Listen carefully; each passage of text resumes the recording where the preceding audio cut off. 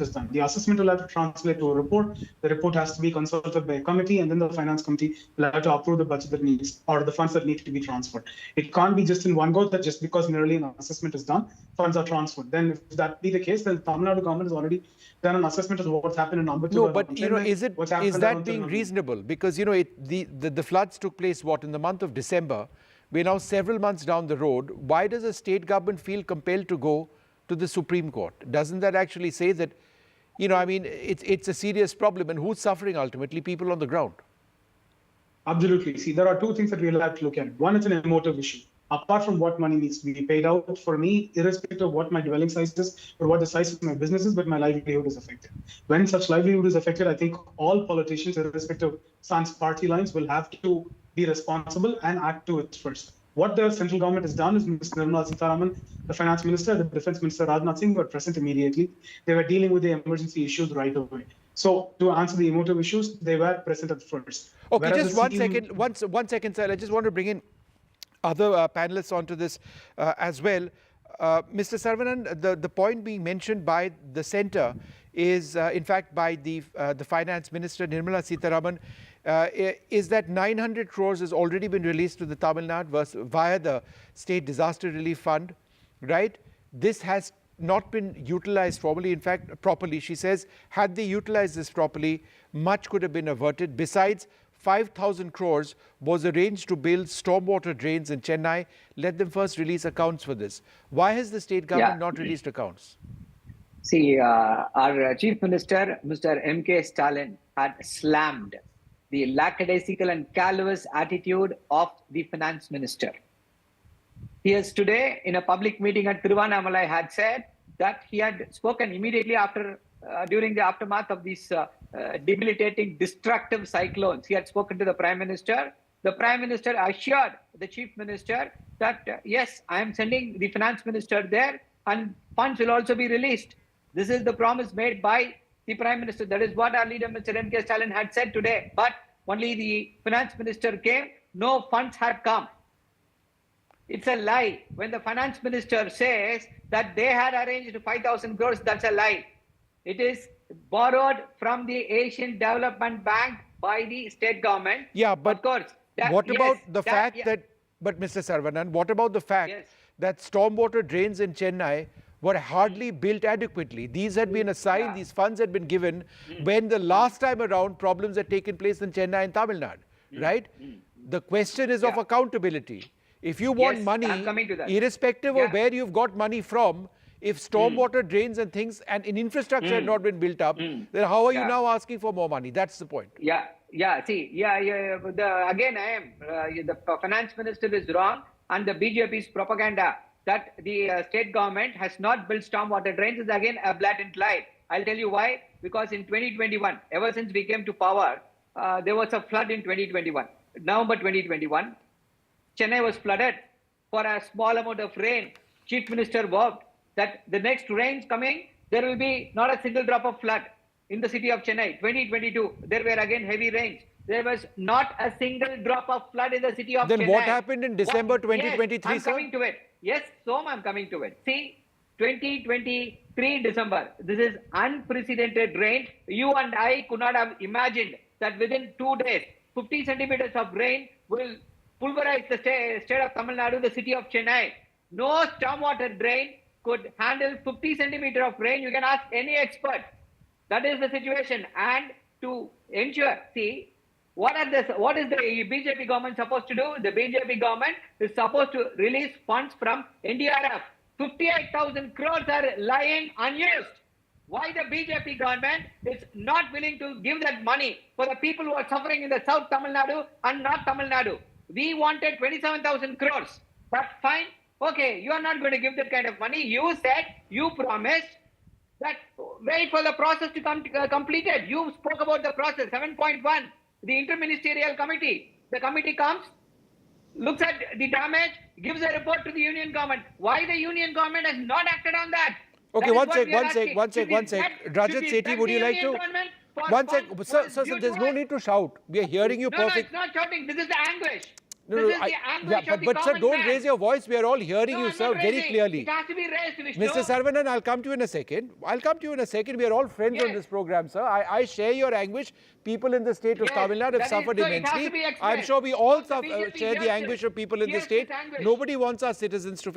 But I wanted to come to you, Rajat. The point which has been made is that it's not just a case of Tamil Nadu. It is also, for example, allegations made in Karnataka of funds not being, for drought relief, funds not being diverted to the state. There have been issues raised earlier on by the state of Telangana that the center was not diverting enough funds.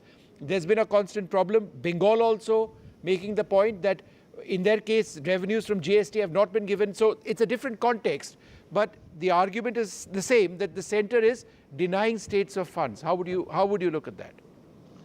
Well, Kerala government is one case in point, and the Kerala government's plea before the Supreme Court was actually put before a larger bench, and the Supreme Court went through the genuine rights of the state government to go with their overdraft and borrow more beyond the limit prescribed to them.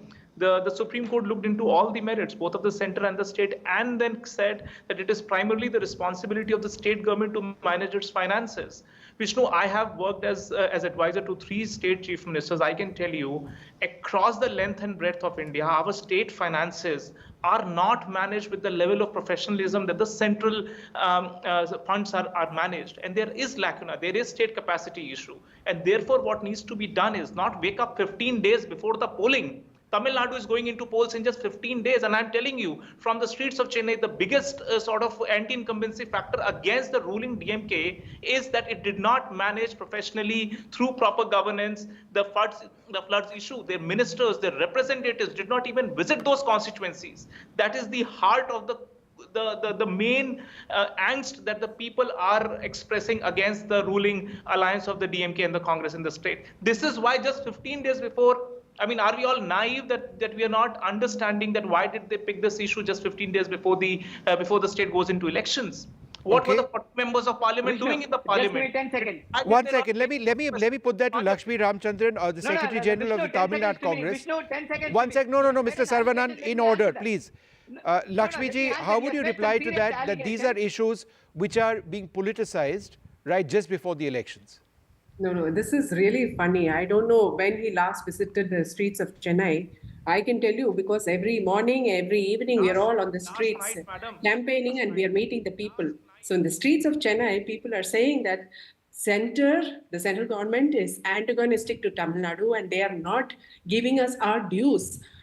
Flood relief is our right. The state faced one of the biggest disasters of this century. 8 districts were affected. A central team came, assessed, and we were even promised that we will get the relief immediately. But nothing has happened. The fact that, the state government has to approach the court for everything, for anything concerning the central government and its decision making is very shameful. It's very unfortunate. It is not that the people on the street are not noticing it, and they are very upset with the central government. So this is not the only issue. If you see, we have a governor appointed by the union government sitting here. The governor does not sign, does not give consent to bills passed by the assembly. The assembly consists of elected representatives of the people, and they pass a bill and then he doesn't sign, and the state government is again forced to go to the Supreme Court. And last time when the Supreme Court, Mr. Chandrachud, the Chief Justice, reprimanded the governor, and he said, he's a constitutional authority and he should first abide by the constitution. Right. Again, there was a case where he refused to swear in a minister. The team that the all right, chief so you are indicating that there is a bias right from the center or the BJP to the state. I get that point. One second. Ma'am, I just wanted to go across to Pulla Rao. Sir, is this an election issue, the issue of drought, of flood relief? No, definitely, this is a talking point for the DMK and those against the BJP. Normally, when a disaster occurs, the state governments all over the country make very high demands in the hope something of it will be given. To address this issue, the central government sent the central interministerial team. That interministerial central team came there, they saw everything 3-4 months ago, they came to some conclusion, they showed action. Nothing has been done since then. What happened? If every state government has to go to court, like Kerala government went on March 6th and got some relief, then people will stop coming to the central government. The prestige of the central government will be affected in the long term that we are not going to get. Therefore, it is to the advantage of the central government to come halfway, talk to them, relay some things, and not take this stance. You can't take this stance. Eventually, it will degenerate into something which is very bad for central-state relationships. I am not talking about the amount of funds. I am not talking about the other things. I am talking about the response. The response has to be very fast, very sensitive, and then, the people will appreciate it. To what extent this is going to affect politically, I will not say, because, there are so many issues on the political cauldron that go on and, who votes for what. But it is not a good practice. We have Karnataka now, we have Telangana, we have Tamil Nadu and Kerala. And if they are taking the routes to the court, it is not a good, healthy situation for India. Somebody should wake up in the central government and say, let us do something fast and address this issue. Otherwise, they won't come to the central government. They'll belittle the government. They'll belittle the prime minister. It is to their advantage, the central government, to meet these states halfway. And I don't believe it has been done. Though the states usually also very high figures, there is misuse. There is a minimum which can be done, which should have been done immediately. Immediately, within a week, it should have been done, a minimum. Ex parte, as the Tamil Nadu government has said. I do hope that in future, at least, there will be some kind of Supreme Court. Now, once the Supreme Court intervenes, they'll set up norms. Other government will have to follow. The initiative will have left the central government. I get your point. Mr. Mayappan, would you like to respond to that the center has not met the state government halfway? And if you look at what was said in court today, the plaintiff says that this is hampering state development. It's causing mental agony and hardships to people of the state. How would you respond? See, the hardship for the people was met with at the first instance. Nirmala Sitharaman was present here. She handled the flood situation. The chief minister was participating in the India Alliance meeting while that was happening. So, but just as far as the legal issue goes and in the issue of finances, I think before, as part of the assessment that needs to be done, we'll have to check what industry needs to be paid and what each one requires. That assessment has not been done. Even in the report that has been tabled by the Tamil Nadu government, in the budget report, it's incomplete. It does not talk about the flood relief that's given. It only talks about the handouts that's made to each individual. It does not talk about the recovery that needs to be paid to the farmers, that needs to be paid out to the industry. Let that amount be ascertained. There is currently surplus money that is available at the Tamil Nadu government. Have they utilized any bit of that funds for this purpose? And there was 900 crores that were available from the NDRF and the SDRF funds. Have that fund been utilized? None of these have been explained. So I'm not saying that the central government does not have to hand out a certain portion. The central government has to participate. The central government will in due time, but only when the report is complete and once the assessment is complete and when the Tamil Nadu government takes the position that these amounts are being handed out. Today, just mere handouts should not be granted with the central government. And the central government also is in a position of questioning the financial credibility of the state. They've taken loans of about $251 million for the Coastal project and another loan for the purposes of Chennai stormwater drain system. Neither of these are completely at the moment. The 251, both are guaranteed by the central government and one is paid completely by the central government. While this be the position, the state will have to answer where it stands, how is it utilized the funds that it has already received, and what more has to be paid out. Okay, one sec, Mr. Pullarao, you had a point to make. 30 seconds, I need to wrap this up. Go ahead. Once the issue goes to the Supreme Court, they'll pass orders. The initiative will no longer be with the state government, central government. That's what the central government has to think about. Okay, Mr. Saravanan, go ahead, sir. 30 seconds. Yeah. See, I don't know about what this gentleman is saying. He says the state government funds are managed less professionally than the central government funds. The central government has borrowed almost 120 crores in the last 10 years. I don't know how do we compare all these things? And that apart, it is the central committee which visited Chennai, said that the state government has done a wonderful job. The authorities have cooperated so very well. This is the report of the central committee. So who is he contradicting? If he has not read his, whatever is the report, it's very pathetic. And coming and speaking on behalf of one party, he is speaking about anti-incumbency in the last 2 years. What about the anti-incumbency in the last 10 years? Who is going to pay? The BJP will pay dearly for that. Okay, one second, And Mr. Saravanan, I'm wrapping this up. I want to go to Rajat as a point. Rajat, the Madras High Court looked into the issue. half a second, Rajat. Rajat. Mr. Saravanan, finish your sentence. Yes. Since this is the legal question. The final point is this. See, the thing is this. Rajat, 1 second. Rajat, 1 second. Rajat, 1 second. January 2024. The report was given in January 2024. Okay, all right, okay. Okay, 1 second, Mr. Saravanan. Again, no need to raise your voice. We are hearing you. Rajat, go ahead.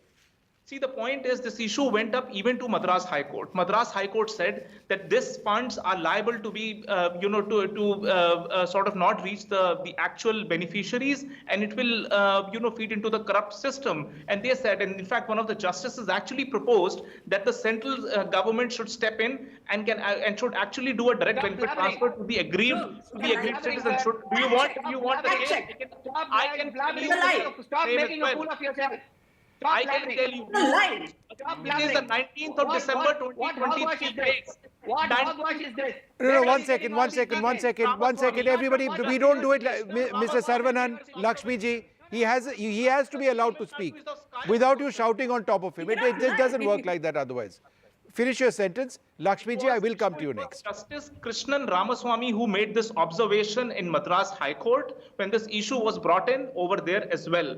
He said that direct benefit transfers will only establish trust when the corrupt practices in the entire disbursement is too severe. Okay, got that. Rajat, I take your point. Published on that. Lakshmi ji, you've got 30-40 seconds. Please finish.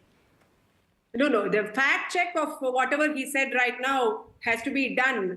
Nothing like that happened, and it was nothing pertaining to the flood relief that was given by the state government. Now, another point that I want to raise is, after the elections were announced, the Prime Minister came to the state 5 times. This was the biggest disaster of the century. Where was the Prime Minister when he could do an aerial survey of the Gujarat floods? Why wasn't he here in Tamil Nadu in the southern districts, and when things were really out of hand in Chennai? Where was he? So that is the question that I want to ask you. And Nirmala Sitharaman coming here, what did she do? She came and addressed the press. No, but the defense minister also visited, if I recall.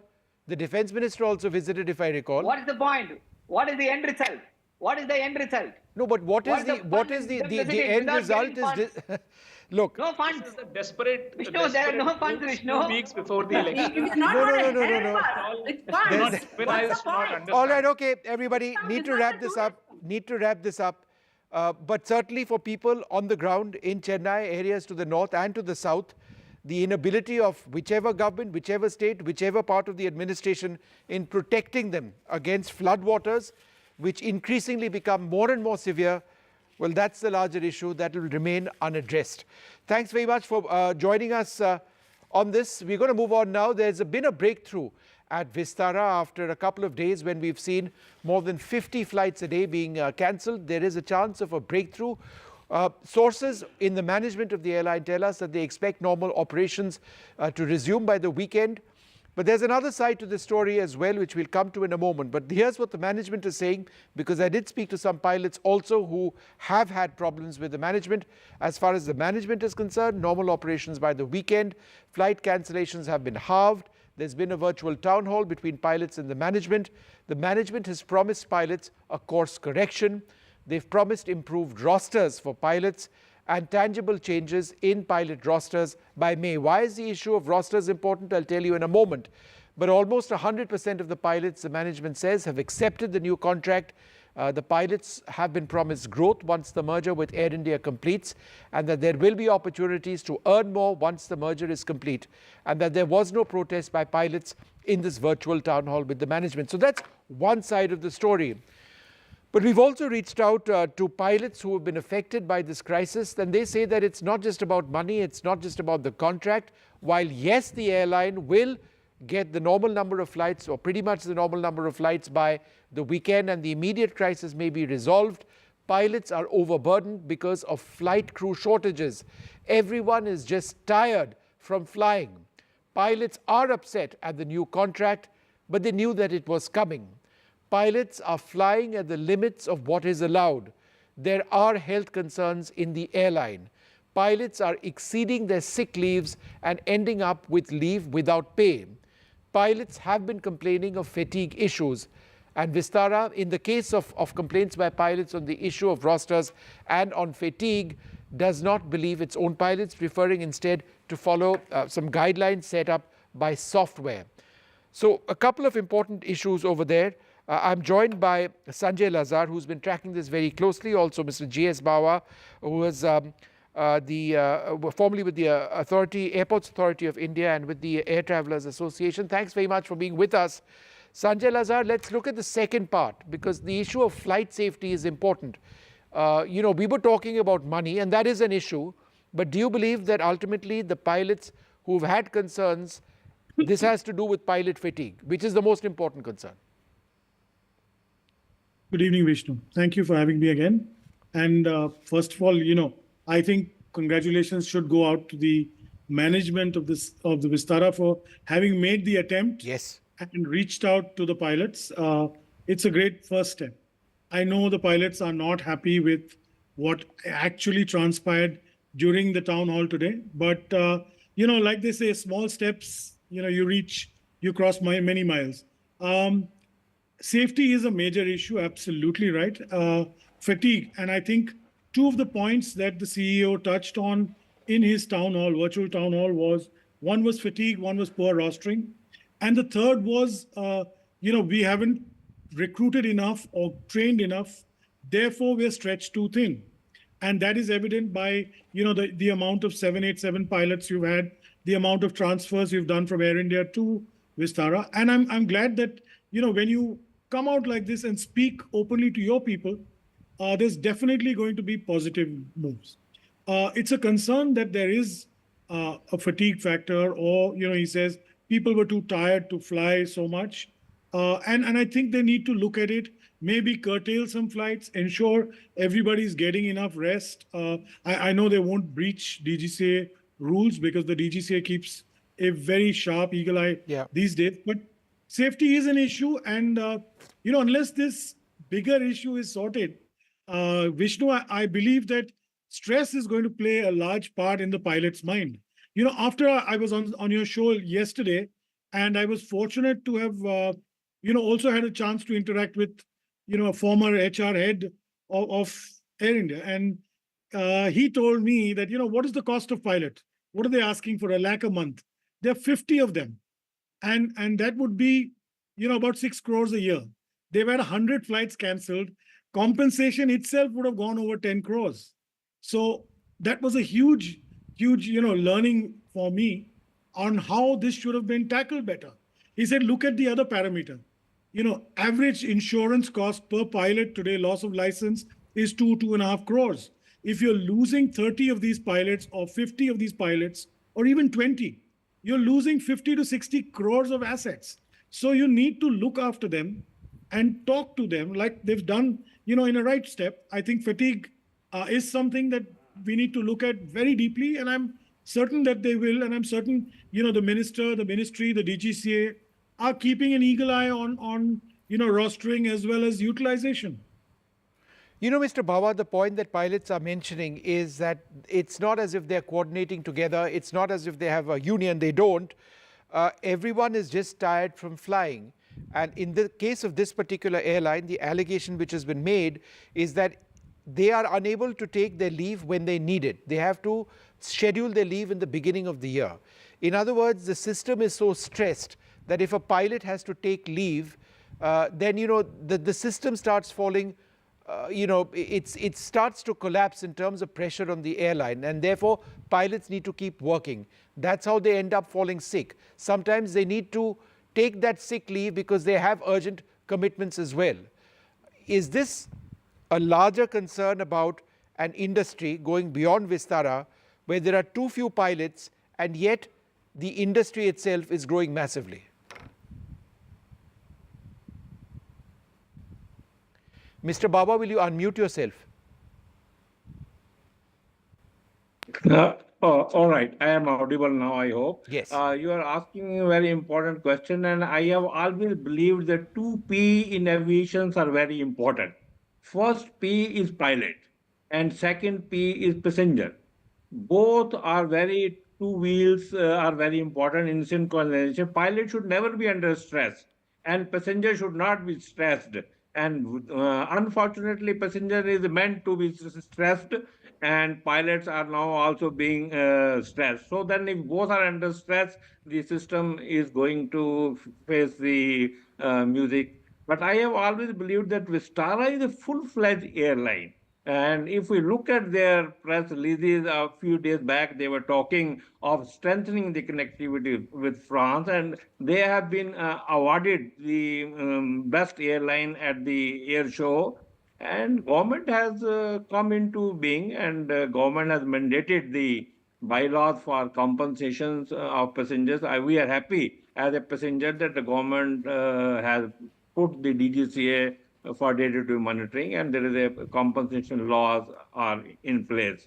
So where is the problem? We need to look beyond what we are able to see. We have to see, read in between the lines.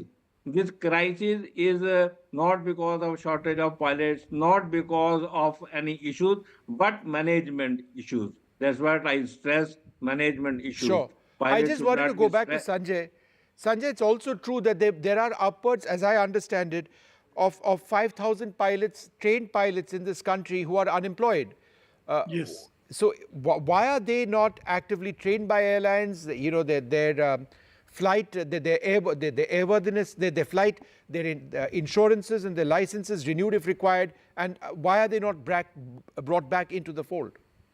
Excellent point, Vishnu. Most of these 5,000 odd pilots unemployed are CPL holders who are struggling to get in onto type-rated aircraft. You know, everybody wants a 737 or a 320. They either don't have the money, or they're going through cadet programs which cost a crore and a half today.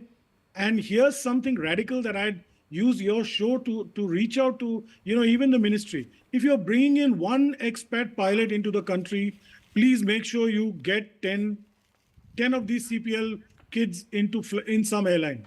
Because this is, you know, we talk of Make in India, Mera Bharat Mahan, and great. I mean, we want foreign talent to come into our country. But if we have 5,000 unemployed CPL pilots who are not getting jobs for years on end, and they're working as dispatchers and stuff, use them, because we're growing at a rapid pace in this country. We have 2,000 new aircraft coming in. We have 250 airports in the next 5 years, as the minister, you know, has rightly said. Who is going to service these aircrafts and these airports? We can't keep bringing in expats. So let's start training our own kids. Let the airlines start, you know, building training centers, bringing in these kids. I know, you know, Air India has just started a cadet program. I know Indigo has had one. It's time to accelerate that. If you want to bring in foreign aircraft or foreign pilots, or, you know, on lease, make sure you bring in Indians as well. You know, for every one of these guys, train 10 of our kids, and you won't find this shortage in a year or two. Okay, Mr. Bawa, you had a point. Briefly, sir, go ahead. I just wanted to flag the issue with a lot of efforts of the government and all the stakeholders. We have come out of the COVID-19 situation, which we were all struggling that the traffic should come back. Now we have come back, and everybody should put in all resources that we should not lose. And the peak season is knocking at our door, and the prestige of the airline is very important. And they should ensure that no hurt is done to the prestige of the airline, because these are very critical issues. Once passengers lose trust in the airline is going to lose for a long time. And I am very happy they have flagged the right issues. Yes, pilots needs to be trained. Rather, we should have a bank of pilots, not only the CPL holder. CPL is just an entrance level. Once we know that we have ordered 100 aircraft, we have ordered 500 aircraft, then where are they? Who will develop them? So we should have a bank of pilots for different categories. So that is very important. And then I always say the passenger should also look for effective messaging. Because the real problem at the junction is the airline should have one-to-one contact with their passengers, and inconvenience to passenger should be minimized. Right. Cancellation is okay, but inconvenience to the passenger should be minimized, and there are tools, effective AI tools, automation tools, apps are there nowadays. Sure, no, so lots of Today the concerns, obviously, as far as aviation is concerned. Fatigue is an issue, but the crisis, at least immediately at Vistara, seems to be fixing itself. If the management is serious about addressing fatigue issues, the rostering concerns, then hopefully that's an important step forward. Pilots I've spoken to say that yes, they are optimistic that things will improve, but they want to be sure that things improve and stay there in the long run. That's their present concern. We'll take a short break. Up after that. A magnitude 7.4 earthquake hits Taiwan, but the loss of life is minimal, and the fact that they have a well-oiled system and the quality of construction is exemplary is something that we all perhaps need to reflect on. I speak to two senior journalists on the ground who saw what happened all around them. A debate has many facets, perhaps no one right answer. Left, right and center. Conversations that get to the core of the debate.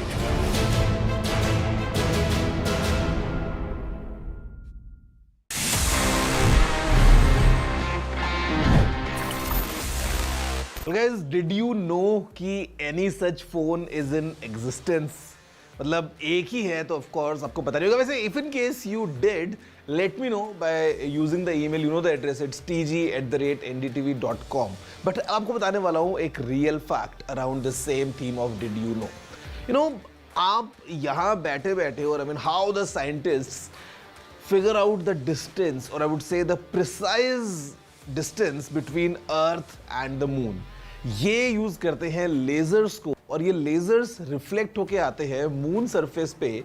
The mirrors that were left by the Apollo astronauts, वहां से reflect होकर जब laser light वापस आती है तो they can figure out precise distance between the earth and the moon. They can know about the orbit of the moon, या फिर ग्रेविटेशनल पुल कैसा है.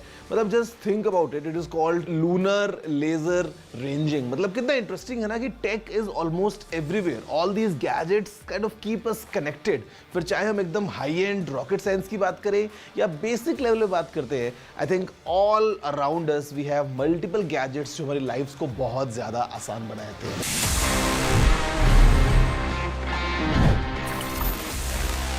Hello and welcome to NDTV Auto. What I have with me today is real special. It is the latest EV from Audi, Q6. What's special about it is it's based on a completely new platform, PPE, Premium Platform Electric. This platform Audi has developed for their electric vehicles, and it has a lot to offer.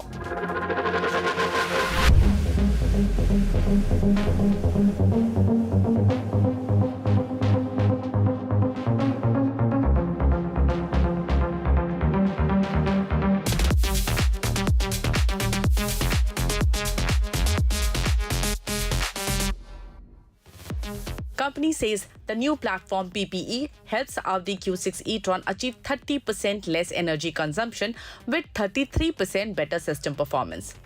With the Q6, Audi is also introducing its electronic architecture E3 1.2, which allows customers to experience digitalization directly in the vehicle, making Audi Q6 E-Tron a truly tech marvel. So here it is, all that you need to know about Q6 E-Tron. Audi Q6 E-Tron is the upcoming EV from Audi's stable and is expected to come to Indian shores by the end of this year. International launch is expected in second half of this year. It is a 4.7-meter SUV which will occupy the space between Q4 and Q8 E-Tron. It will come in two variants, Q6 E-Tron Quattro and the more powerful SQ6 E-Tron. What we have today with us is the S variant. What I want to show you, the first in the look of Audi Q6 are these DRLs. They are matrix LED DRLs with active signature. That means you can change the pattern that gets projected from these DRLs, and they also move while the car is on the move. That means you can actually have an active DRL. And I believe this feature is the highlight of Audi's upcoming baby. Up front is the grille. Now what I want to show you is this single frame grille. Audi is calling it inverted single frame grille, and it looks very interesting. It's all closed off but looks very nice with these piano black inserts given here. And then we have seen these very flattish Audi logo in other products, but here there is a little bit of 3D element in the logo. Now you have to notice this very prominent shoulder line which goes all the way to the tail lamp. The rear looks quite interesting with its almost wrapped around feel to the D pillar. And the most interesting part of the rear are these OLED tail lamps. These are second generation digital LED tail lamps with 6 OLED panels. These light up to make various patterns, and each panel has 60 individual elements that can light up with varying intensity, giving it a 3D effect. The charging point is available on either side of the car. On the driver's side, you have the AC and DC charging point, and on the passenger side, you just have the AC charging point. On that note, let me tell you also all about the charging of this car.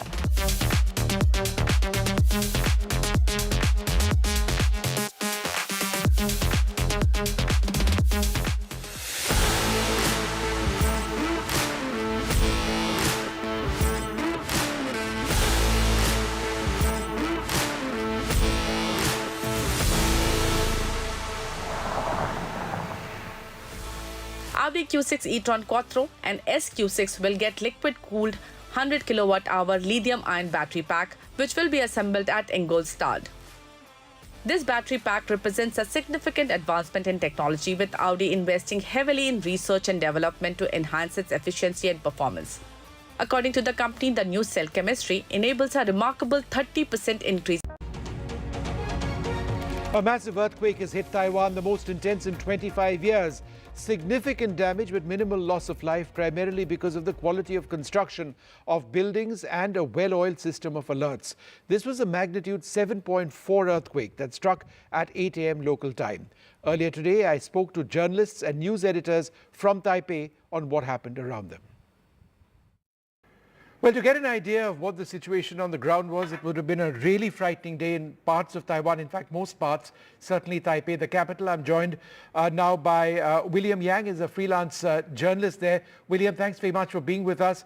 Glad to know that, your loved ones are okay. But what is the extent of damage and the loss of life that you're seeing in Taiwan? So I think currently we know that at least 9 people have unfortunately lost their lives, and more than 800 people have been injured. And the majority of those people are living in the eastern part of Taiwan in a county called Hualien, which is essentially where the epicenter of the earthquake is. And that is a particular place in Taiwan that it has long been vulnerable to earthquakes and other natural disasters. And this time around, it's also unfortunately no surprise that the earthquake happened over there. And I think what we are expecting is that maybe the number of, especially the people getting injured will rise as the day goes on, but hopefully no more casualties will be reported. So how did the tsunami alert kick in? That warning was, of course, downgraded, but how did that happen? Could you describe to us?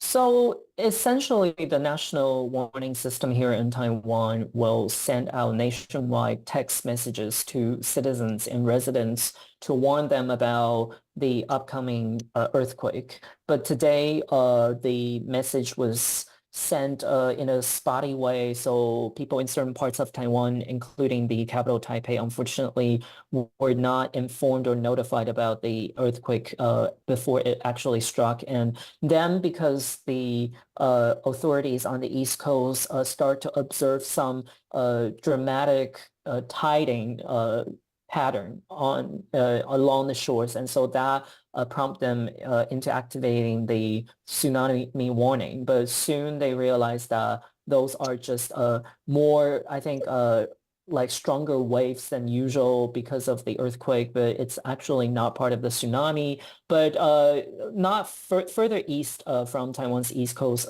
in the Okinawa prefecture in Japan, they did observe some small-scale tsunami, and that also prompted the Japanese authorities to activate their tsunami warning and alert. But I think 2 hours or so after they activated the alert, they also deactivated it again. Just a point of clarification, Taiwan has an earthquake warning system. Is that what you're saying? Taiwan has a natural disaster or a national emergency warning system. And depending on what kind of emergency it is, the authorities will usually adjust the messaging that they send out to the public. But it's essentially overall nationwide public warning system that can be used for multiple different purposes. So in this case, was that warning system working before the earthquake? So it's supposed to warn people seconds before the actual event happened that the earthquake is about to hit. But today's problem with the system, the authorities have already admitted, is that the first two attempts of the Central Weather Administration's earthquake detecting system failed to, they underestimated the scale of the earthquake. And so they excluded certain parts of Taiwan for receiving the text message that will notify people about the upcoming earthquake. And so that's why millions of people in northern part of Taiwan, like including the capital city, Taipei, were not really warned or notified about the upcoming event before it actually start, shaking. Well, the overall picture, just the scale of it, huge, the most intense in 25 years. That's the point, right? Yes, yeah. The last earthquake that surpassed the magnitude of 7 was in 2001. And that was an earthquake that unfortunately killed 2,400 lives. But so far, this earthquake, I think, because of the concentration of the damages and also the progress that Taiwan has made in preparing itself for large-scale and very strong earthquakes like this over the last 2 decades. So I think, were able to minimize the damage, and also the government immediately set up the response center in the central government and coordinating with local authorities to make sure that rescue and relief efforts are being provided, and also the military were sent to the east coast of Taiwan to support local authorities for evacuating people and also distributing resources as needed. And tell us a little bit about the quality of construction and the ability to minimize the loss of lives. I mean, that's really an area of excellence. So many lives have been saved. So almost every building will be examined, audited for their level to withstand earthquake. Either old ones or new ones, especially the new ones, that's already part of the protocol. There's a certain standard that the authorities will use to examine newly built apartment housings or residential compounds or even commercial buildings that are dozens of floors tall. And so we, in fact, even though still there are, news about buildings collapsing across time, but I think given the magnitude of the earthquake today, and compared to the number of buildings that have completely collapsed, I would say that it is a proof that Taiwan's efforts to earthquake-proof its building have paid off. And so they can minimize the level and the scale and the widespread level of the damage, and also at the same time ensure that people will feel safe enough to stay indoors when they have to, when there's not enough ways for them to immediately get outdoors, and at the same time, at least here in the capital city of Taipei, where a lot of the buildings are at least 10 to 20 stories tall, including the one that I lived in, it was basically a very well organized and well established system to ensure that the each building can at least withstand a certain level of earthquake to a certain extent, and they do the regular checks on different buildings, especially the more older ones. And William, what did you feel when the earthquake struck? Where were you? Right, I was in my flat. I, in fact, was only just about to start my day, and when the whole room started to shake left and right, and then it went a little bit up and down, and then I originally thought that it was going to pass, in less than a minute, because that's usually what the more normal scale of the earthquake is. But today's earthquake definitely lasted much longer. So I immediately hid under the table while starting to check on the government's website about the information, because usually they would immediately update the magnitude of the earthquake and where the epicenter is, and realizing that it's coming again from the east coast of Taiwan. And then so I started to check and see if other parts of Taiwan have already reported major damages. Right, William, thank you so much for being with us and telling us about what you went through there. Thanks very much indeed. I'm now joined by Sharon Chen from Taiwan Set. She's a news anchor. Thanks very much, Sharon, for being with us. Can you tell us about the loss of life and damage that you are aware of? When I heard it, of course, I'm very sad. Of course, every disaster, natural disaster, they causing people hurt or losing their lives. It always make me feel sad. But it's like what we say, it's the biggest earthquake after 25 years. Yeah, during these 25 years, the major one, the massive one, it's really scary. And where were you when it happened, Sharon? It's in the early morning. I'm preparing for my job, and I was home. And when the earthquake coming, it's like, oh my God, everything's collapsing, everything. And the glass is shattering, and you can hear your neighbors shouting. It's very scary. It's like the house is trembling. And Sharon, when it happened, what did you do? Could you tell us anything more about what exactly took place? Immediately I hide under my table, because the lecturer and the government always told us to hide or get near somewhere the structure is solid in your house. Yeah, because everyone got a closet, so it's very easy for the closet to fall down. And was there any message from the government before the earthquake? Because I'm told you have an alert system even before an earthquake, which is quite spectacular. Usually before we will get a text immediately, or even before the earthquake coming. But this time, I didn't get it. I think maybe 50% of people in Taiwan, they didn't get it. But some, they get it and even get a tsunami warning. Yeah, some people get a tsunami warning, even we're not near the coast. Yeah. But Sharon, what about damage to buildings in the area, in your area, for example? I live in central Taipei, so the damage is not very severe. But in the center, the east of Taiwan, the Hualien, yeah, many some house collapsed. Yeah, it's very tragedy. House collapsed, and I think the railway also gets damaged. But I think it's fixed right now, because the train, it's back to normal now.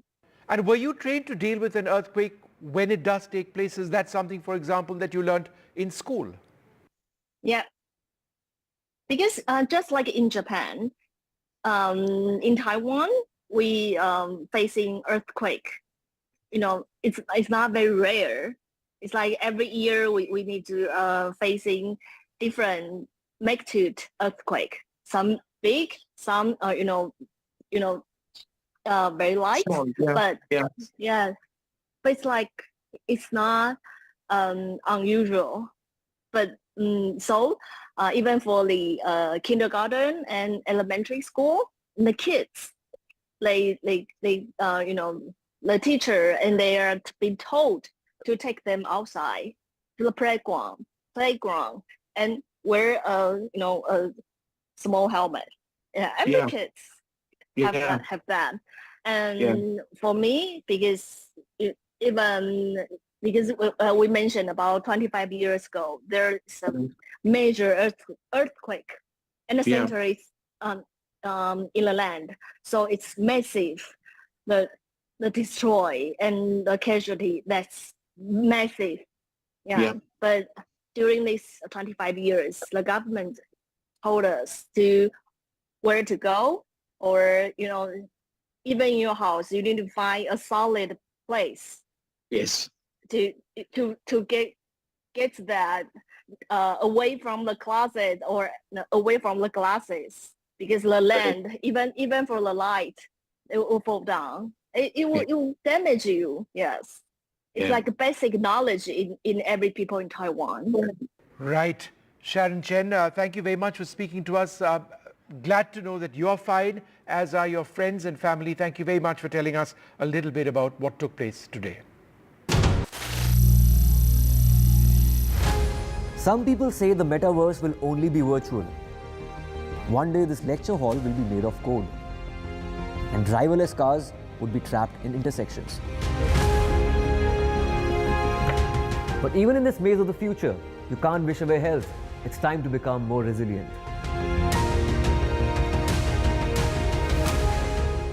"10 years of Banega Swasth India, we have grown and achieved so many milestones.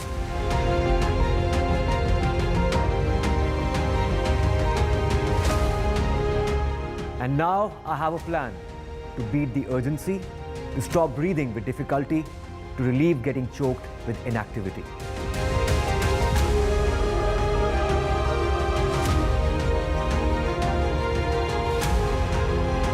Energize our government, our environment, our society, and ourselves. Everyone, everywhere, every day.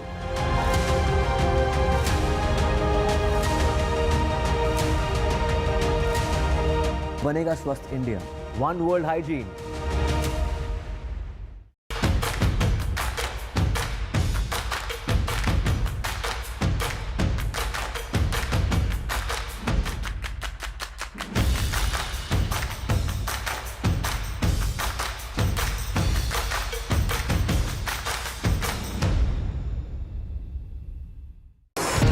NDTV wins big at NBAR. With 43 awards, NDTV reigns supreme. Sanjay Pugalia takes home the award for Editor-in-Chief of the Year. Santosh Kumar wins Managing Editor of the Year. Vishnu Som, Maria Shakil and Sumit Avasthi take home the top honors for the Anchors of the Year. BSI, Hum Log and We the People all take home awards. And NDTV 24/7 takes home News Channel of the Year award. NDTV stands for trust.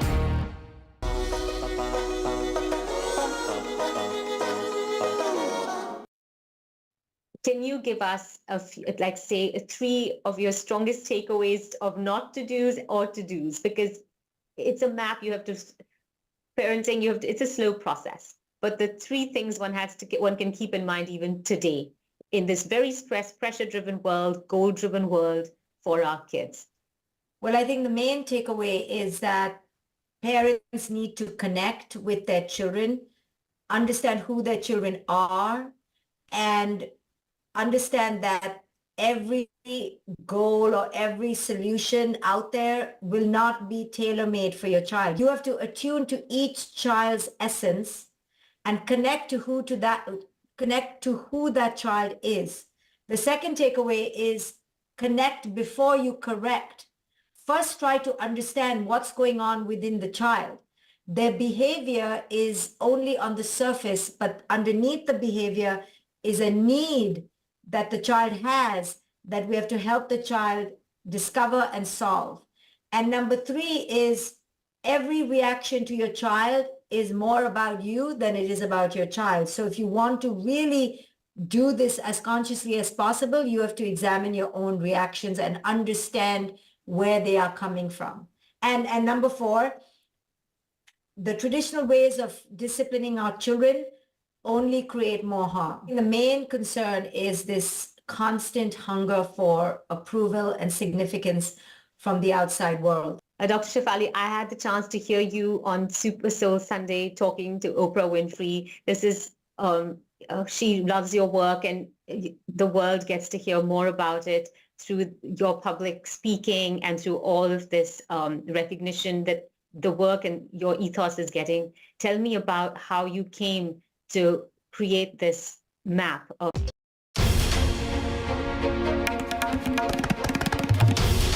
This is NDTV, and you're watching NDTV 24/7.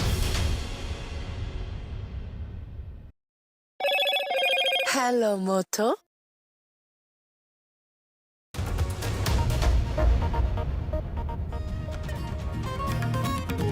Aam Aadmi Party MP Sanjay Singh walks out of jail, first senior AAP leader to get bail in the Delhi excise policy case. Sanjay Singh meets Kejriwal's wife right after his release. Congress releases yet another list for Uttar Pradesh. Suspense still continues over the seats of Raebareli and Amethi. Vistara likely to resume full operations by weekend after a virtual town hall is held between the management and pilots to resolve their issues. And Tesla Motors to send a team to scout locations in India for a proposed $2 to $3 billion electric car plant. Focus on Maharashtra, Gujarat and Tamil Nadu.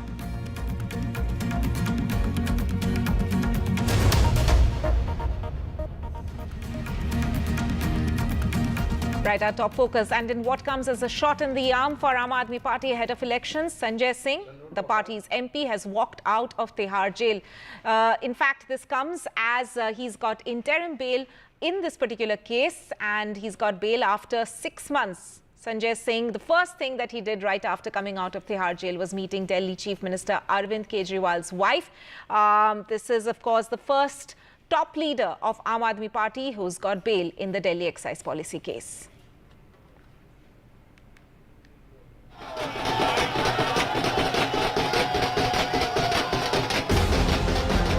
A big day for the Aam Aadmi Party as Sanjay Singh walked out of jail after becoming the first AAP leader to get bail in the liquor policy case.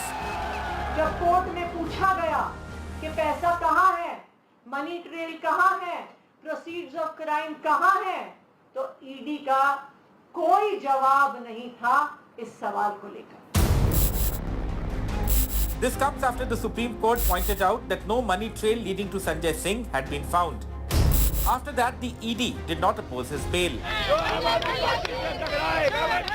Bell की जो पूरी hearing जिस तरीके से हुई और जिस तरीके से ईडी ने कहा हमें कोई ऑब्जेक्शन नहीं है, वो इस बात को दर्शाता है कि इस पूरे एक्साइज मामले में जिनको कि वो एक बहुत बड़ा घोटाला बता रहे हैं, उनके पास ना तो कोई सबूत है, ना ही वो एविडेंसेस हैं जिसको वो कोर्ट में दिखा सकते हैं. The Supreme Court has set some conditions to the bail, including not speaking to the media about the case. While welcoming the judgment, the opposition accused the BJP of misusing central agencies against opponents ahead of the general elections. कि Bharatiya Janata party जो भी agencies हैं उसका दुरुपयोग कर जो भी विपक्ष के नेता हैं जिनकी आवाज है, जिन्होंने बीजेपी को घेरने का काम किया है, उनको पॉलिटिकली अरेस्ट कर रही है. जो उनको हिरासत में लिया गया है, ना उसमें सत्य है ना तथ्य है. कल बजरंगबली जी के आशीर्वाद से, कल मंगलवार था, माननीय उच्चतम न्यायालय ने कल हमारे नेता को छोड़ा और बकायदा वहां ईडी शर्मसार हुई. ईडी को कहा गया तुम अगर आर्गुमेंट करोगे तो बताओ. आर्गुमेंट करने से इनकार कर दिया, कह दिया कि हमें कोई आपत्ति नहीं अगर बेल दे दोगे आप इनको तो.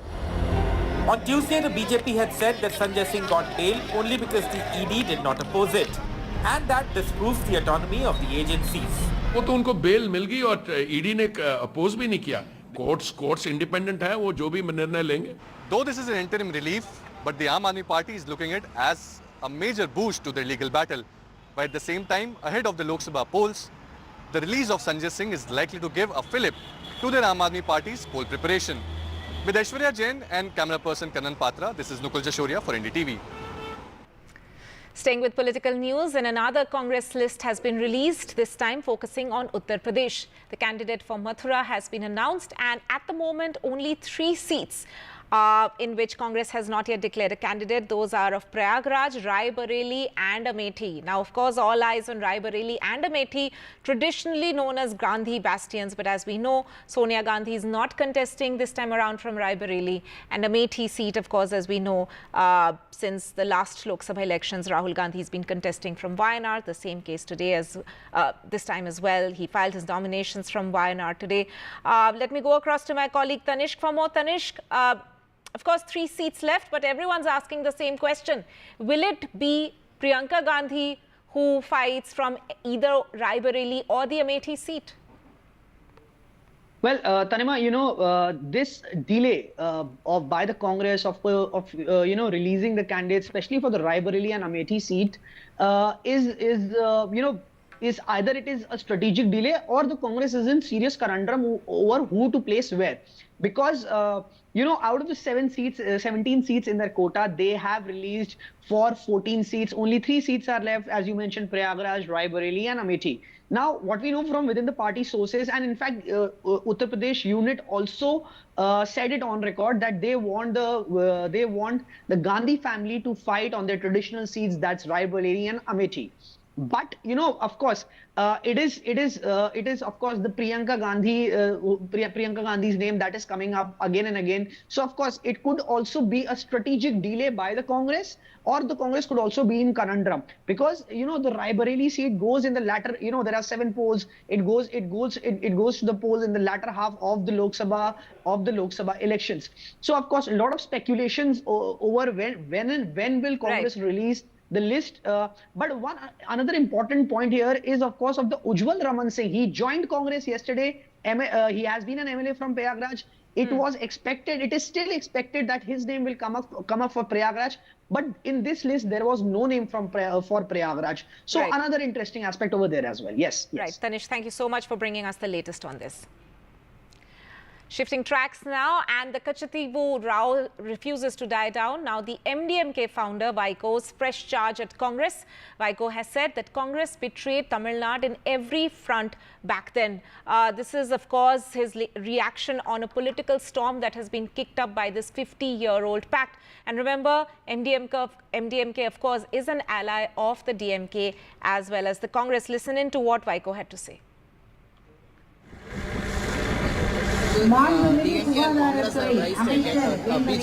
Congress betrayed Tamil Nadu in every front at that time. After that, these 10 years is a testing time for Narendra Modi. He betrayed Tamil Nadu. He betrayed India. Right. Shifting focus now, and Congress leader Rahul Gandhi has filed his nomination for the Wayanad constituency today for a second time. It was preceded by a roadshow where he was accompanied by his sister Priyanka Gandhi. Now, this as suspense still continues over the, as I mentioned, whether Priyanka Gandhi will be contesting from Uttar Pradesh. But allied trouble for the Congress, as CPI's Annie Raja is also contesting from the Wayanad seat and has criticized Rahul Gandhi's candidature. The BJP is fielding their state party chief K. Surendran from Wayanad. As I said, all the people of Wayanad, regardless of whether you are from the UDF or from the LDF, I have a relationship with you. You're all my family members. We might disagree on our ideology, but we agree that we have a tremendous relationship with each other. I have received love and affection. I treat you and think of you the same way I think of my little sister Priyanka over here. That if we have a government in Delhi and when we get a government in Kerala, both of which we will do, we will resolve these issues for the people of Wayanad. This question should be asked to Congress and to Rahul Gandhi. He should say what is his politics, what danger or what is his primary agenda in contesting this election. To simply win a seat, simply win a seat, he can be contested fight from Telangana or from Tamil Nadu or from Karnataka. Many other states are there. In these 3 states, we are all together in all these. And just to win a seat is the purpose. He can do it from all those states. Right, and Aam Aadmi Party MP Sanjay Singh, after his release, is speaking to the media right now. आर्थिक संकट में अपने पति का चेहरा ना देखना पड़े, इसलिए 1000 रुपए की आर्थिक सहायता देना चाहते हैं। उनका गुनाह यह है कि हमारी माताएं बहनें जब मजदूरी करती हैं, उनके पास बस का किराया नहीं होता। एक ऑटो वाले की बेटी जो कॉलेज जाती है, उसके पास बस का किराया नहीं होता। उनका गुनाह यह है कि अरविंद केजरीवाल कहते हैं हमारी बेटियों को, हमारी माताओं को बस की यात्रा के लिए 1 रुपए नहीं देना पड़ेगा। तुम हिंदुस्तान की सबसे बेहतरीन सरकार अरविंद केजरीवाल की सरकार को गिराना चाहते हो, तोड़ना चाहते हो, हमारे विधायकों को डराना चाहते हो। आतिशी को गिरफ्तार करोगे, सौरभ भारद्वाज को गिरफ्तार करोगे, दुर्गेश पाठक को गिरफ्तार करोगे, राघव चड्ढा को गिरफ्तार करोगे, हमारे विधायकों के घर पे छापेमारी करोगे, इनकम टैक्स का छापा गुलाब सिंह पे, कैलाश गहलोत से 4.5 घंटे पूछताछ। तानाशाही मचा रखी है इस देश के अंदर, तानाशाही मचा रखी है, तानाशाही मचा रखी है। मैं कहना चाहता हूं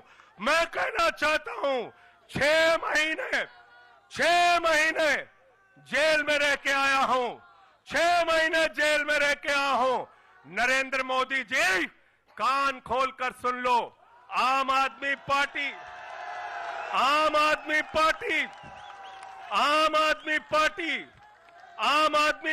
का एक कार्यकर्ता, आम आदमी पार्टी का एक नेता, आम आदमी पार्टी का एक मंत्री और विधायक अपने नेता अरविंद केजरीवाल के साथ खड़ा है, अरविंद केजरीवाल के साथ खड़ा है, दिल्ली के मुख्यमंत्री के साथ खड़ा है। क्या कह रहे हैं भाजपाई? भाजपाई कह रहे हैं केजरीवाल इस्तीफा क्यों नहीं देते, केजरीवाल इस्तीफा क्यों नहीं देते। ये केजरीवाल का इस्तीफा नहीं मांग रहे, याद रखना, ये कह रहे हैं केजरीवाल 2 करोड़ जनता का पानी क्यों नहीं बंद करते, केजरीवाल मुफ्त बिजली क्यों नहीं बंद करते, केजरीवाल मोहल्ला क्लिनिक क्यों नहीं बंद करते, केजरीवाल बस की यात्रा फ्री जो मिल रही है उसको क्यों नहीं बंद करते। अरे एक छोटी सी सरकार, दिल्ली की केजरीवाल की सरकार इतनी बेहतरीन सरकार है, इतनी बेहतरीन सरकार है कि उसके जवाब में गुजरात के अंदर स्कूल दिखाने के लिए मोदी जी को टेंट का स्कूल दिखाना पड़ा। याद है कि भूल गए? आतिशी जी याद है ना? याद है ना?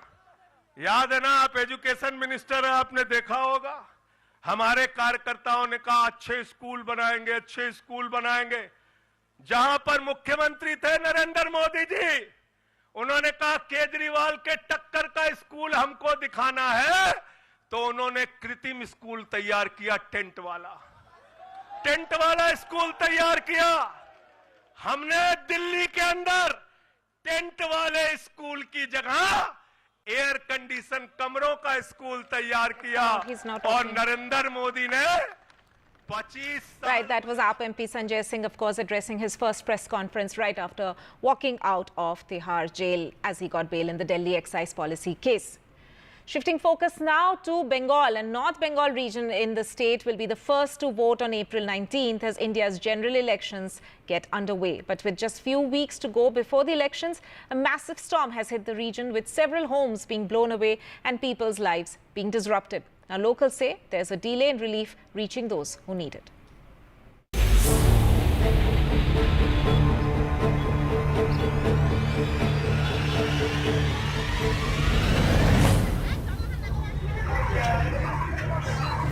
After North Bengal witnessed a massive storm on Saturday, now a spat between the TMC and the BJP over relief.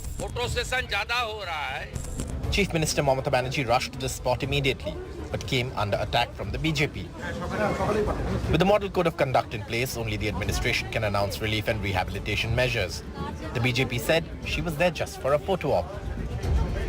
Photo session ज्यादा हो रहा है, रेस्क्यू रिहैब और जो रिलीफ देने का काम वो ठीक नहीं हो रहा है, ज्यादा फोटो सेशन और भाषण हो रहा है। और क्या मिडनाइट में क्या काम है, इतना जल्दीबाजी का क्या है? हॉस्पिटल विजिट करना, जो डेथ विक्टिम है उनका फैमिली से मुलाकात सुबह तो हो सकता था। If he is claiming that the chief minister has come all the way from Calcutta at 12 o'clock at the night to create this incident into a media spectacle and just to ensure that she is getting clicked, what stopped the Prime Minister to follow the same principle? Their entire politics has been revolving around PR and photo ops from the last 10 years. The Trinamool says the loss from the storm would have been limited if the BJP had not withheld funds for building homes. The BJP says the TMC is corrupt and relief material will be looted. वहाँ एक tornado या cyclone की तरह जो हुई और बहुत सारा नुकसान हुआ। प्रधानमंत्री आवास योजना, प्रधानमंत्री के जैसे भी शौक हो, आवास योजना, उस आवास योजना के तहत जो पैसा बंगाल को मिलने चाहिए थे, जिससे कि घर बन सकती थी गरीब की जनता की, वो घर नहीं बने क्योंकि केंद्र सरकार ने पैसा नहीं दिया बंगाल को। झड़ होलेई टीएमसी एकदम पुआबार हो, जा माल आजमे ছেড়ে ফাঁক করে বন্যা হোক, ঝড় হোক, ভূমিকম্প ওরা চায়, তাহলে কামাই হবে। সরকারে যারা আছে তাদের দায়িত্ব ওখানকার যারা ক্ষতিগ্রস্ত মানুষ তাদের কাছে দাঁড়িয়ে তাদেরকে মনোবল বাড়ানো, ক্ষতিপূরণ দিয়ে তাদেরকে আবার নিজেদের ঘরে ফিরিয়ে নিয়ে আসা। এবার যেন তা না হয়, এই ঝড়কে কেন্দ্র করে কামাতে শুরু করলো টিএমসি, এরকম যেন না। Since 2019, the BJP and the TMC have been facing off in North Bengal, with the BJP attempting to consolidate its base and the TMC attempting to regain lost ground in the region. Bigwigs from both parties, including Chief Minister Mamata Banerjee and Prime Minister Narendra Modi, will campaign here, and Cooch Behar, Alipurduar and Jalpaiguri vote in the first phase on April 19th. But the debate between the two parties over relief material after the storm on Saturday has brought the focus back on the key issues that both parties are raising in this election campaign. With camera person GD Shankar, Saurabh Gupta, NDTV. Shifting tracks now, and on the third day of the Vistara Airlines crisis, finally a breakthrough. After a virtual town hall was held between pilots and the management, pilots who were upset with the merger terms had called in sick en masse, leading to multiple flight cancellations. Now, sources say the airline is likely to resume full operation by the weekend. My colleague Vishnu Shom has more. The number of flights which were cancelled today, at about 24 flights, is half of what took place yesterday in terms of flight cancellations and the day before. However, in speaking to the other side as well, while the pilots are now saying that yes, it is likely that the airline will get its operations back in order, there are serious concerns which remain as far as, for example, the rostering of pilots is concerned. They say that they are being pushed to an edge. They say that they are fatigued at one level, and that remains a flight safety concern, and that the rostering system within the airline needs to be fixed. Now, in a virtual meeting which took place today between pilots and the management, there was an assurance that as the merger with Air India takes place, this rostering system will be fixed. In fact, it will be fixed hopefully by May itself. On the other issue of contracts and salaries, the pilots are unhappy with the new contract which they'll have to sign as they merge with the airline, but with Air India, but they say they don't really have a choice as far as that is concerned. The management has apparently now told them that, look, there is the prospect of earning more if you fly more. But what is a real revelation is this message from the pilots that a lot of this has been triggered by concerns over flight safety, that they are tired, that they are fatigued, that they are being pushed to the edge, and that while the flight duty time limitations, which is the government restriction, the upper limit of how much they can fly, is being maintained, by and large, fatigued pilots in an understaffed airline is a problem, and it is certainly a flight safety issue. So two sides of this story. The airline will get back into operations, but they need to perhaps get their act together as far as pilots are concerned to ensure that the airline is safe and reliable. Now, the Haryana government has constituted an inquiry committee to look into a September 2023 order passed by Ambala Divisional Commissioner Renu Fulia, revoking a 2003 stay order of a collector of Panchkula on the sale purchase of land of various villages, including Bir Firozadi in Panchkula. Take a look at this report.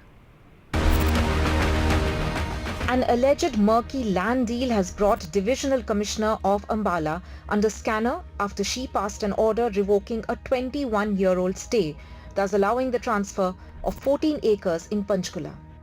But what exactly is this land deal?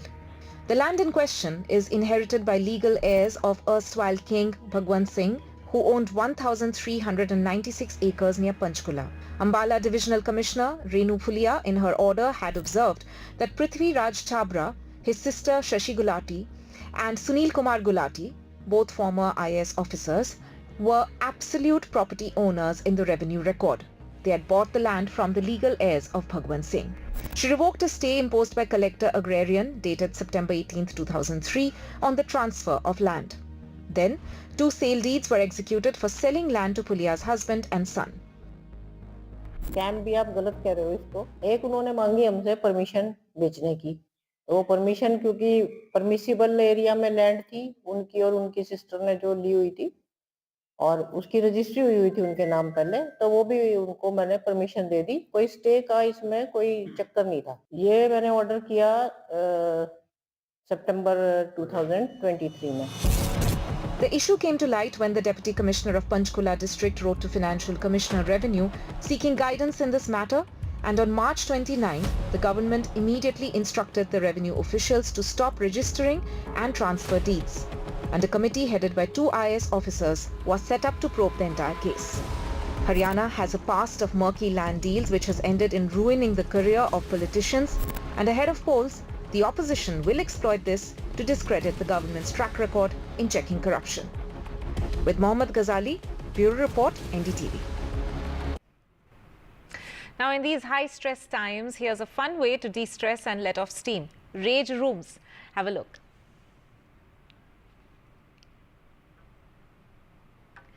Right. In fact, we will take a look at that report after this short break.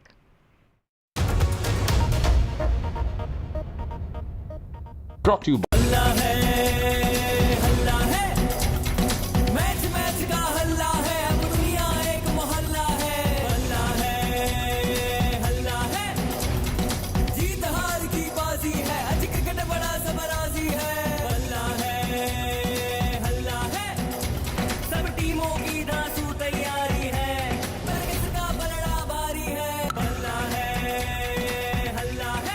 IPL का हल्ला बल्ला और सबसे शानदार coverage सिर्फ NDTV पर।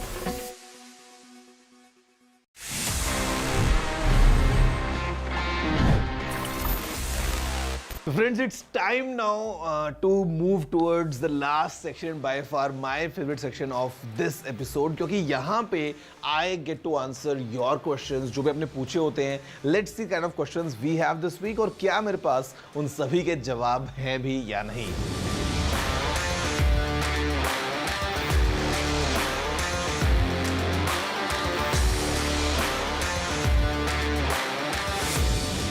Okay, so you want to have a speaker system for your MacBook giving you pure and best sound quality. मैं recommend करता हूँ if you can use a pair of HomePod minis. Not the big HomePod because again quite bulky, quite expensive, but जो छोटे वाले HomePod mini होते हैं, if you can use them in a stereo setup, would give you an amazing quality. और मेरे ख्याल से Apple के साथ में compatibility बहुत अच्छी है. Not too big as well, and in a stereo setup will.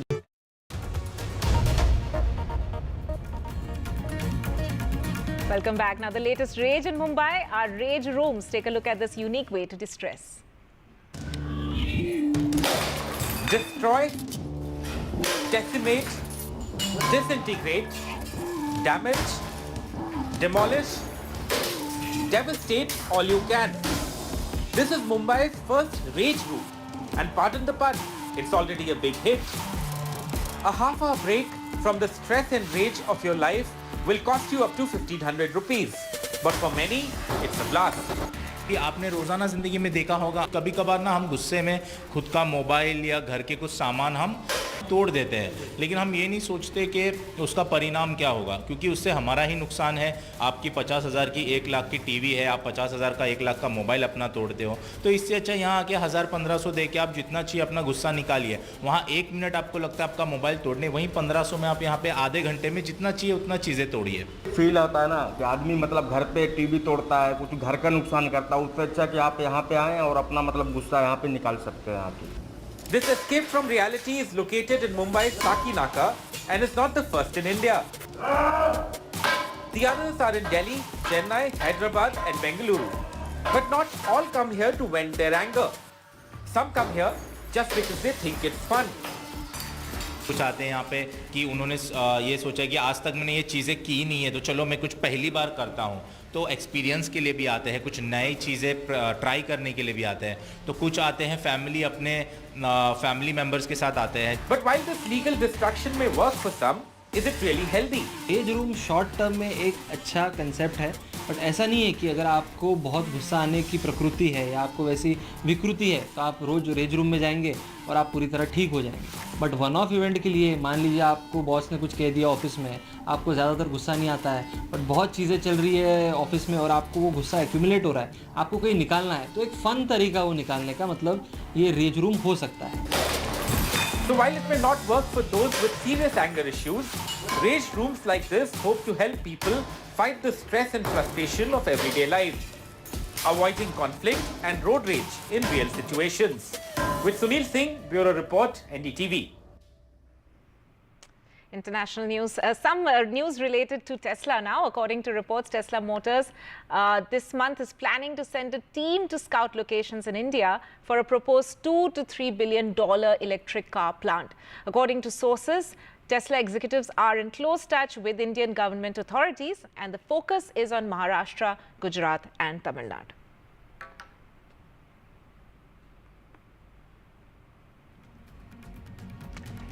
And with that, it's a wrap from my side. Keep watching NDTV.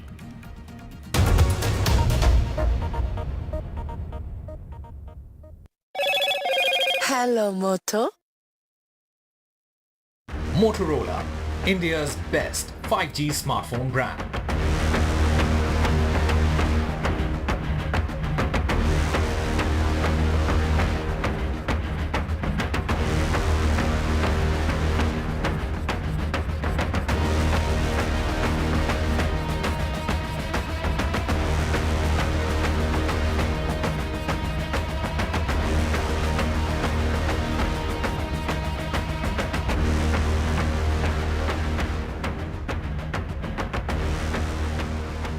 Brought to you.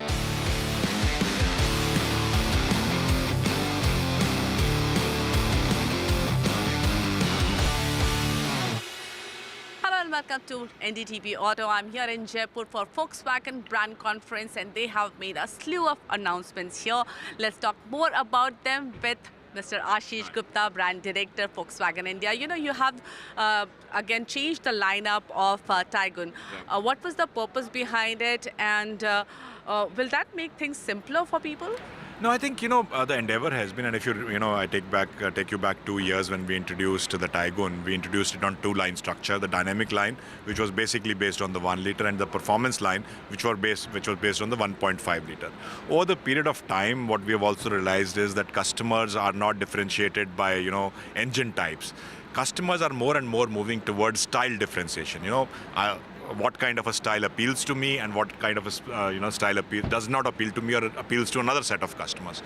So the endeavor this time has been to now put our line structure in place to appeal to style more than the differentiation by the engine line. So that's what we have done. So now we have the chrome line, which is more elegant, for the customers who like that kind of a design language, available both on the 1.5 and the 1 liter, and then the sporty look with more black themed exterior and interior elements, which appeals to customers who are looking for more sporty, rugged kind of an appeal that appeals to them.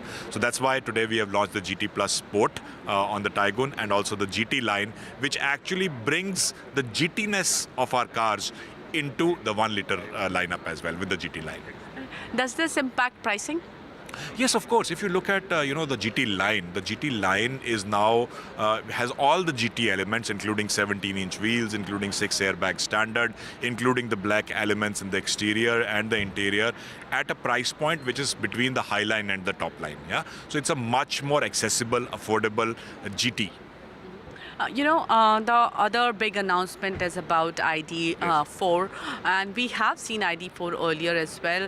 But what is the plan now? When do you think it will actually come to India, will get launched in India? Yeah, I think the ID4 that you saw earlier was a test car, which you saw by accident and not by design. But today we have officially showcased the ID4. So very clearly we are committed to bringing the global electric range into India, starting with the ID4. Our target is to bring this car to India and to start selling it from towards the end of this year. What I know it's very early to say, but what will be your pricing strategy? So as you said, too early to say, but any car that you launch has to be competitive in the segment that it is operating in. The ID4 is an A+ SUV. It's a large car. It also comes with class-leading range and all the features that you can think about. So of course it will be competitive priced in its segment. Your sister brand, Skoda, they have announced their compact SUV for next year. But as far as we know, Volkswagen has abstained from that project. What is the thinking behind not participating in that compact SUV project? We are, as a group, present.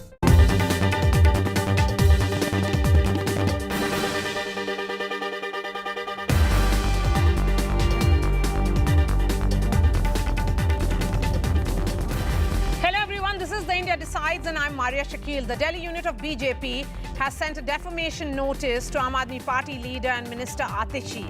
This latest salvo coming a day after she alleged that the BJP approached her with a request to switch over. The BJP has demanded an apology, a public apology in fact, from her, adding that Atishi failed to provide evidence of who approached her, how they approached her, and when was this approaching actually happened.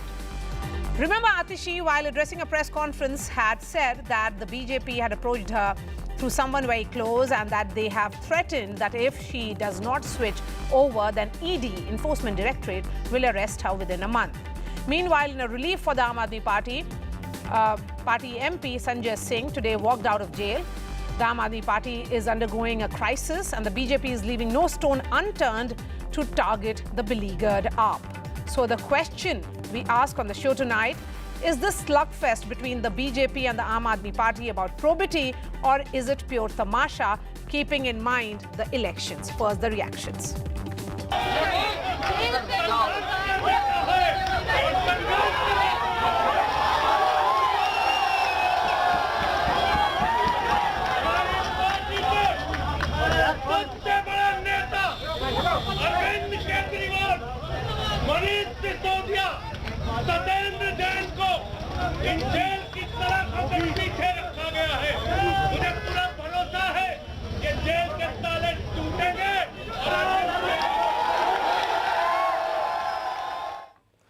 We'll go to our reporter in just a bit, but before that, Majinder Singh Sirsa is spokesperson of the BJP. We have Adil Singh Boparai representing the Congress, Amitabh Tiwari, political analyst, and Abhinandita Mathur, spokesperson of the Aam Aadmi Party.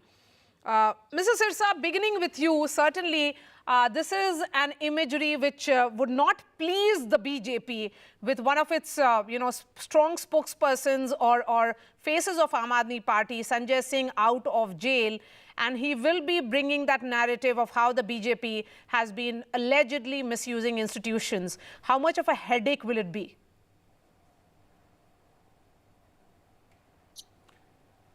So for us, it's no headache, not at all. For reason being, so it is between the ED, the court, and Sanjay Singh. Everybody knew that they were involved in a corruption. That is the reason he was behind bar for 6 months. Now he got a bail. Definitely, even Lalu Prasad Yadav ji got bail. Then he was convicted. Even J. Jayalalitha ji got bail. Even thereafter she was convicted. And there are number of instances that people got bail. Now one thing is very important. Now Aam Aadmi Party has no answer to a very simple question. The other day you used to say कि इसमें तो bail हो ही नहीं सकती जी. ED में तो PMLA की provisions are such that nobody can get bail.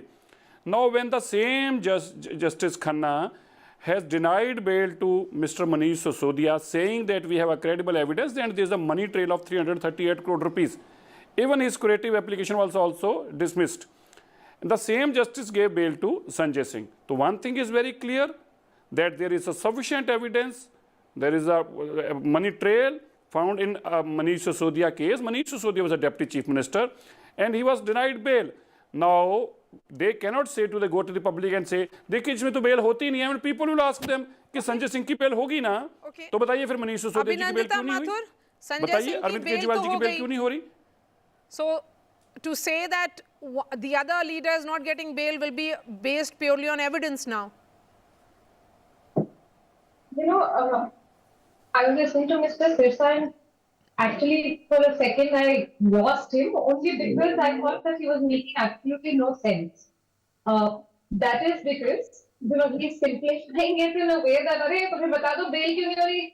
तुमने तो corruption की होगी. अरे भैया, आप क्यों allegation पे allegation लगा रहे हैं? I mean, if all the onus is on us, you know, if you are so above the law or if you have such great understanding of law, tell us, explain to us how this happened. You know, this is a report in today's Express which says since 2014, 25 opposition leaders facing corruption probe crossed over to the BJP, and out of the 25, 23 of them have got relief. Or there is delay in action against them. What does this mean, Mr. Sirsa? Do you think that all of us are fools? The whole country is full of idiots and only the BJP is, you know, Dershana and Pavitra and all that. I'm really sorry. This is not a drama. We are going to fight. The BJP is also, Abhinandita, the BJP is also asking for proof because yesterday Atishi held that press conference and she said that there is that effort that was made to her to switch over and then her career will survive, otherwise it will see a fall. I mean, all that charge that was made by her, leveled by her, is there some proof? Or is this more of a bravado that we keep on hearing? No, actually, I think that there is a lot of evidence for, even if this is folklore, even if this is a rumor, for a second if you were to believe it, the fact is that everybody knows that BJP takes people into their party if they go against their parties, if they break the party, if they are corrupt, if they want charges to be removed from them. That is where BJP has put themselves in. It's not our doing. And there is another important thing that Mr. Sirsa is forgetting. Yesterday, the Honorable Court very clearly stated that either you put an objection to this bail, or we are just going to say that we have no, or you say that there is no evidence. You know, look at how they have been manipulating the narrative, manipulating the law, manipulating and exploiting the agencies. अरे आपको क्या चाहिए? आपको क्या चाहिए? सारा electoral bond आपके पास आता है. You know, you have 400 car and what not. Where do you want to take this? Okay, just hold on to your thoughts. Let me go straight to Nakul, who is joining me from outside Tihar jail. That's where Sanjay Singh has just walked out of. And Nakul, what are you seeing? The Aam Aadmi Party and supporters were there when Sanjay Singh came out of jail. You know, is the euphoria still there? And what was the big takeaway of his speech? Well, Maria, certainly the large number of gathering from the Aam Aadmi Party workers were outside the Tihar jail. They have been standing here from 3 in the morning, 3 in the afternoon, in fact, and they have been waiting and for their leader to come out. While at the same time, what we are also given to understand that the bail order which reached the Tihar jail, there is a protocol after when the bail order reaches the jail authorities take the further action and release the prisoner. At the same time, the bail order reached late at around 7. The bail order reached the jail, and after that Sanjay Singh was released from the jail, while at the same time there were many MLAs and the Aam Aadmi Party leaders who were present here, including Saurabh Bharadwaj and Dilip Pandey. Also, the wife of Sanjay Singh was also there sitting in the car waiting for the leader. His father was also there. He spoke to the media and said that this is a victory of justice. At the same time, Sanjay Singh, when he came out of the jail, there was slogans raised for the leader.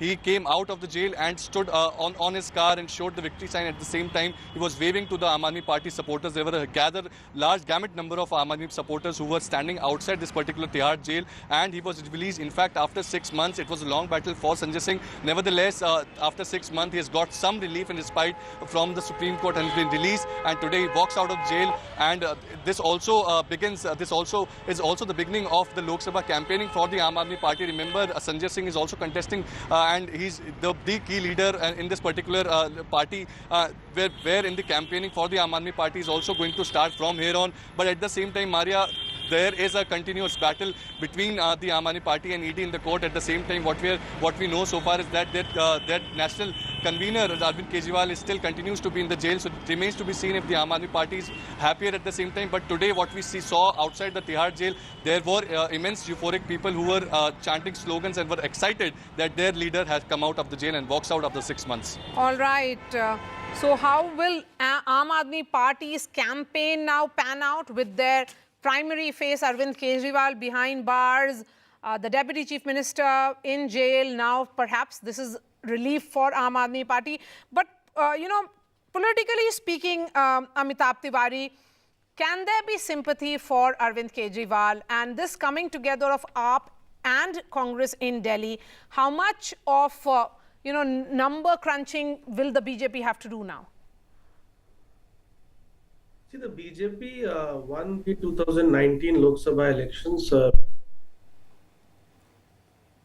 Yes. Even if the Congress and the Aam Aadmi Party come together and there is a seamless transfer of votes, assuming there is a seamless transfer of votes, they could still fall short. However, that is based on the 2019 numbers. So if there is a sympathy in favor of the Aam Aadmi Party, which some surveys suggest it is, like a C Voters latest survey, and if they are able to pull some votes from the BJP, so to the extent of, let's say, 6% if they pull from the BJP, and that goes in favor of the Aam Aadmi Party, then the numbers could be 5-2 sort of. However, this is all theory. In practice, what will happen, we don't know. The electoral bonds issue, the issue of many leaders joining the BJP and then getting scot-free, all this does have some sort of an impact on the neutral voter. However, we'll have to see how this pans out, because both the Aam Aadmi Party and the BJP are speaking largely to their gallery or to the converted voters. And it all depends upon how the non-partisan voters, who actually are kingmakers in any elections, respond to all of this. And for the Congress party, Adil Singh Boparai, which has had a change of heart from being the petitioner in this case to now, aligning with the Aam Aadmi Party and fighting the upcoming polls together. How much of a concern is it, and what will you be telling the people of Delhi when they ask you why is the Chief Minister operating from jail? Well, Maria, I think there is something very dangerous which is underway, which the nation needs to consider, which is that the BJP's antics is threatening the very concept of democracy in this country. The edifice on which democracy stands is free and fair elections. Now, the investigation in the liquor case has been going on for the past 24 months. You have the ED, which is an extension of the Bharatiya Janata Party, making arrests on the eve of the elections. So therefore, number one, it demonstrates that the BJP is rattled. Number two, it demonstrates ex facie misuse of agencies. I think something which your viewers must consider is the Indian Express's report of today morning. The allegation that the BJP is running a washing machine operation is quite evident. You have the BJP's allies, which are the ED, the CBI and the IT registering cases and raiding political opponents. And as a byproduct, you have these leaders joining the BJP or allying with them. And the benefit which accrues from this exercise is that either those cases are closed, like in the case of Ajit Pawar and Praful Patel, or those cases are stalled and put into the cold storage, like in the case of Mr. Himanta Biswa Sarma. So therefore, for Mr. Sirsa to say that the ED is an independent body, I think is the joke of the millennium. The ED is acting under the directions of the BJP, and the BJP and the ED in collaboration are arguably running a criminal syndicate where they use investigative powers to browbeat people, to browbeat opponents, and then using that to secure electoral Mr. votes Sirsa, for the BJP. how much of a concern this is that particularly for the fence sitters, this could have an impact on their decision making if there is a degree of high-handedness which is evident now of misuse of agencies? With this report which has come out, which about which both the Aam Aadmi Party and the Congress is talking about. No, they can talk about anything, Maria. Now, one thing is very clear, they will agree with it, that Arvind Kejriwal arrest at the time of election for as per their agreement is illegal. They should have never arrested him at the time of election. Okay, let them say this. And really, for the sake of argument, let's hear to them. So they are agreeing कि मनीष सिसोदिया की arrest तो ठीक थी, 1.25 साल पहले हुई थी, he should be behind bars. They are agreeing for one thing, Sanjay Singh arrest वो बिल्कुल ठीक थी, उसको जेल में रहना चाहिए था, वो इन्हीं की कंप्लेंट पे अरेस्ट हुई थी. पर इनका ये कहना है कि had they been in a government, they had said to ED, please don't arrest him. Election चल रही है, अभी आप इसको इलेक्शन में अरेस्ट नहीं होंगे. तो ये one thing is very clear from the Congress spokesperson, had they been in a helms of power, they would have clearly said to ED, don't touch him. So they must be using this kind of power. We are not aware that can a elected government to give an instruction to the independent agency, that too when there is code of conduct enforced and election commission is taking call on all government major decisions. So I don't think so that any government could give instruction. But if they feel so, because being a congressman, if he's so sure that they had there been a helm of power, they would have given this instruction कि नहीं जिसको arrest नहीं करना, अभी election है, आप इसको हाथ मत लगाइए. अगर ऐसा इनकी सरकार में होता था तो मैं उसका जवाब दे देता, इसका जवाब इन्हीं को देना पड़ेगा. इनकी सरकार में ऐसा होता था. लेकिन एक बात तो आप मानते हैं, one thing is very clear कि मनीष सिसोदिया की अरेस्ट तो इलीगल मानते हैं ना, वो तो इलेक्शन में नहीं हुई. संजय सिंह की अरेस्ट भी इलेक्शन में नहीं हुई, इन्हीं की कंप्लेंट पे हुई है. The complaint was by them only. So I think they are agreeing for this. That with Aam Aadmi Party leaders behind bars and the charge of absence of level playing field is also a relevant one. So why are these actions happening just ahead of elections? If you are doing some kind of a scam, so it is not ahead of election. It was Arvind Kejriwal who decided to skip 9 summons. It is not me or you. So Maria, we cannot decide this. It is between the ED and the Arvind Kejriwal. Had Arvind Kejriwal appeared on a first summon, things could have been different. But it is not we to decide whether he'll come out or whether he'll be arrested or not arrested. And he was arrested. Mara, just Adil for a second. He was arrested when Honorable High Court double bench refused to give him any kind of release. Thereafter he was arrested. You must remember one thing. It was High Court which decided. Adil now please on the screen. Yes, stop. Maria, Mr. Sirsa is a very astute politician, but unfortunately his comments today are bereft of any logic or rationality. None other but the Prime Minister of this country had made serious allegations against Ajit Pawar, against Praful Patel, and against a particular Chief Minister of theirs in the Louis Berger case.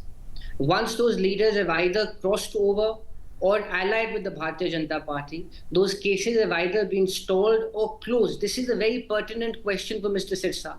That means the Prime Minister was misleading the electorate when those allegations... Yes, I will answer. Right, number one. Number two, please understand.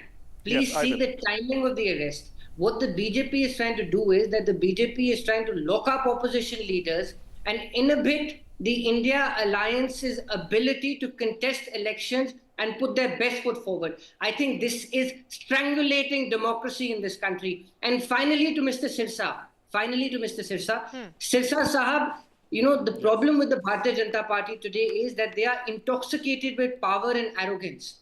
But they must remember, and history bears testimony to this, that the shoe can also be on the other foot. So therefore, please do not misuse agencies to the point of creating a before state I of allow Mr. lawlessness Sirsa and to anarchy. respond, Abhinandita wanted to come in. Please go ahead, Abhinandana. Yes. Yes, I was listening to Mr. Sirsa and rather surprising that despite the fact that they have all these agencies, they're in power, they've, put 4 of our top leaders in jail. उसके बाद भी they are making मनोहर कहानियां about उससे तो resign नहीं करवाया, उसको तो वो नहीं. This is not, and please एक ही बार में समझ लीजिए, you have basically, you're barking the wrong tree. We are not going to be afraid of jail. We are not going to go in. None of our leaders are going to go into the BJP only because you're threatening us with jail. The way all these leaders, there are more than 20 names here in today's newspaper. आप उनको ढंग से पढ़िएगा. And what Adil was saying earlier as well, this list is really long. Udhampur, Kamath, Geeta Koda, Archana Patil, Bhavna Gauli, Hassan Murshid, endless. So, Mr. Sisma, three things have happened, okay? Yes, that's one right. is, So should I answer to one that? is that people of Delhi and India, especially Delhi, have faith in Arvind Kejriwal. They like Arvind Kejriwal. They like him for what he has done for them. Number two, BJP stands exposed today. वो श्रीरथ रेड्डी ने आपके account में पैसे जमा किए BJP के, not the Aam Aadmi Party. Quickly respond to this charge. Respond to this charge. Mr. Sirsa, you know, the fact is, yes, in the Lok Sabha elections, the BJP has had its way in 2014 and 2019. But we have seen how the tables have turned in assembly elections. In the absence of Mr. Kejriwal, is BJP of the opinion that they will be able to do better? Perhaps not, you know, not in Lok Sabha, because that will be a different election altogether. Maria, in assembly elections. Maria, can I answer to your question? Yes. Maria, can I answer to your question? First thing, that what will happen, Arvind Kejriwal was very much outside in 2014 also and 2019 also. In spite of that, we won with all 7 seats and that with a margin of 4 lakh, 5 lakh, 6 lakh votes. Yes, so it doesn't matter. Assembly elections. No, yes. so assembly elections is too far away. It's 1.5 year away. It's 1.5 year away. And now the second thing. Now, it is not my fault if Adil and Ms. Mathur, they have suddenly changed overnight. With 3 seats getting Aam Aadmi Congress got 3 seats and Aam Aadmi Party 4 seats, they are contesting together, so they have changed their hearts. अब एक कहता है कि नहीं जी ये तो बेईमान नहीं है. There was a time जब कहते अरविंद केजरीवाल जी कहते थे सोनिया को जेल में डालो, राहुल को जेल में डालो, पवार को जेल में डालो, मुलायम को जेल में डालो, लालू को जेल में डालो, करुणानिधि को जेल में डालो, and suddenly now they have change their heart. अब ये कहते हैं राहुल गांधी से अच्छा आदमी कोई नहीं है, सोनिया जी हमारे माता जी हैं, सब लोग अच्छे हैं. And same is with miss Mathur. नहीं मेरे को मिस माथुर देखो please let me complete. And same and same is with Bopara ji. अब ये कहते हैं जिन्होंने कंप्लेंट दी थी ये कहते थे कि सबसे करप्ट, मैं बताने लगा, मैं अजीत पवार जी का नाम दूंगा आपको और दोनों चीफ मिनिस्टर का जवाब लिया, मैं आपका जवाब दूंगा, मैं ऐसे नहीं हटता.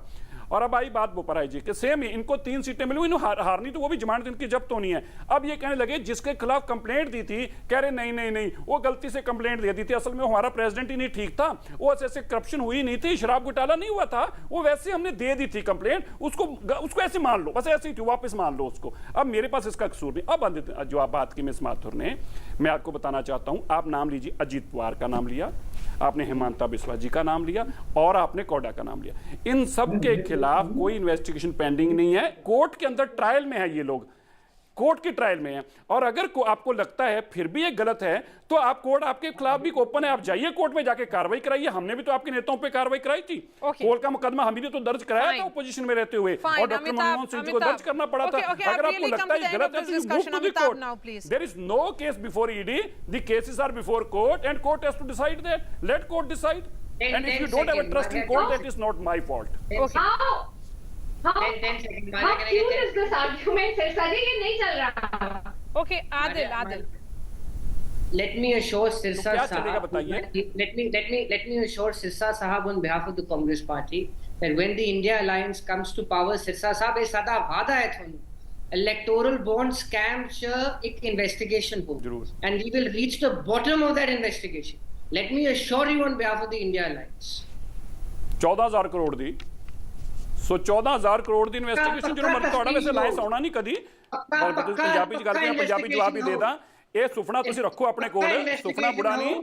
The dream is not a bad dream. You should, everybody had a right to dream on that. But I must say that if you have to investigate, you have to investigate 14,000 crore which has been given to India Alliance. 14,000 crore has been given to India Alliance. Okay. Boparai sahab, you must always remember 14,000 crore, 14,000 crore India Alliance nu ditta gaya. This slugfest which is happening between Aam Aadmi Party and the BJP and the Congress, Amitabh, electorally, how will it play out? See, essentially, BJP has a significant advantage in Delhi, as we discussed earlier.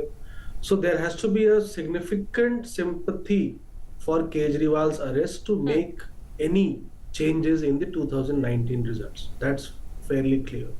Now, if we are talking about the Vidhan Sabha elections, and the Vidhan Sabha elections are not due 1.5 years later, they are due less than 1 year later, actually. Yes. Sometime in February next year. So there is where the BJP might have been hoping that they will be able to exploit a 10-year-old anti-incumbency and come back to power. But the BJP has not been able to win even 10 seats in the last 2 elections. I think even if you discount that this may not have significant impact on the Lok Sabha elections because of the Modi factor and the presidential nature and the national character of the elections, this is definitely going to have an impact in the Vidhan Sabha elections, because it is a local issue. Arvind Kejriwal, whatever said and done before this arrest, is a fairly popular leader, not only in Delhi but across the country, and we'll have to see whether this rejuvenates the Aam Aadmi Party cadre to regain power in 2025 in Delhi, or it gives a leg up to the BJP to expose the corruption and then come to power in Delhi, which has eluded them for many years now. But Amitabh, looking at the political arithmetic, pure maths here, the coming together of the Aam Aadmi Party and the Congress, what will be the electoral, what will be the percentage which will change in terms of the margin of victory or loss between the candidates? Yeah, so the BJP is at 57% average and the Aam Aadmi Party Congress at 41%. That's a huge gap. So if BJP loses 6%, so it comes to 51, and the Aam Aadmi Party Congress gain 6%, they come to 47%. In that case, the BJP could lose up to 2 seats, because on different seats, the vote shares are different. And if it loses significantly, that is, if it loses around 12% vote share, then it falls to 45, and Aam Aadmi Party and Congress Party gain up to 53. Then in that case, I think 5 seats could go to the India bloc.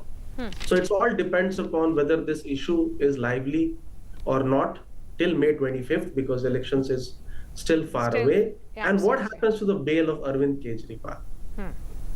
All That's right. also a big question. His own brand and his own image, how much of that will be dented will decide the political prospects of the Aam Aadmi Party. Thank you so much for joining us, Amitabh Tiwari, Adil Singh Boparai, Abhinandita Mathur, and Mr. Sirsa of the BJP. We are putting out that entire debate on ndtv.com. That's all from me. I'll be seeing you tomorrow.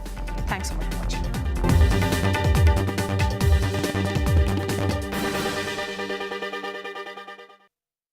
This show isn't just about news from the southern states. It's one that looks at the rest of India and the world from a diverse South India point of view, because NDTV has always taken the southern view seriously. The Southern View with Veera Raghav, only on NDTV 24/7.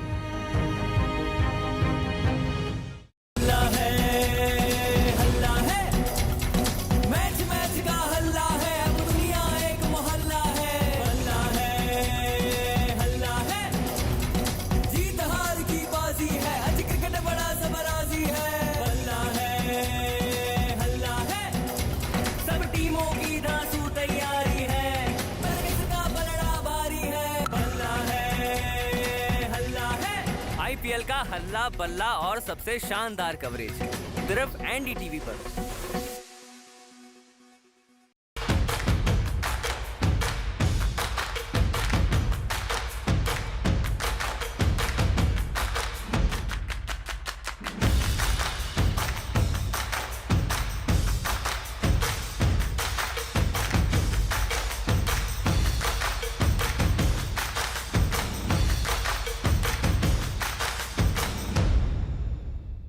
There's too much talking with very little being said. Too many voices but hardly any being heard.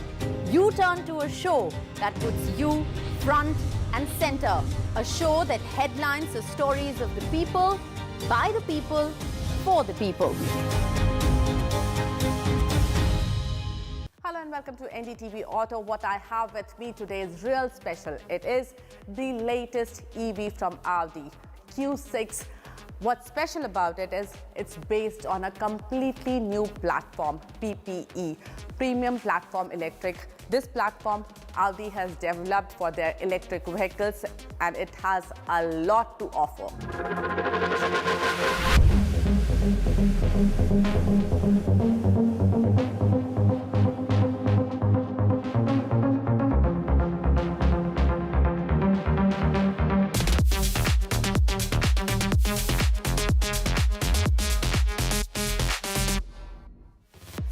Company says the new platform PPE helps Audi Q6 E-Tron achieve 30% less energy consumption with 33% better system performance.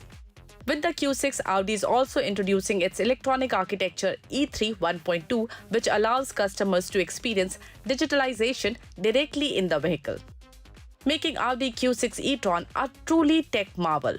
So here it is, all that you need.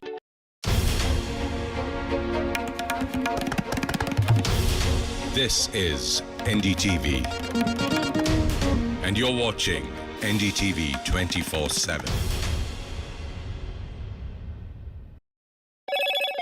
Hello, Moto.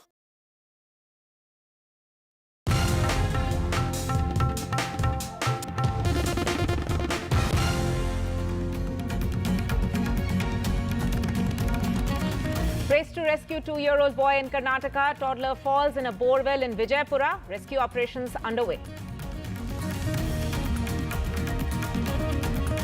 AAP MP Sanjay Singh walks out of jail, first senior AAP leader to get bail in Delhi excise policy case. Sanjay Singh meets Kejriwal's wife right after his release. Congress releases yet another list for Uttar Pradesh. Suspense continues over seats of Rai Bareli and Amethi.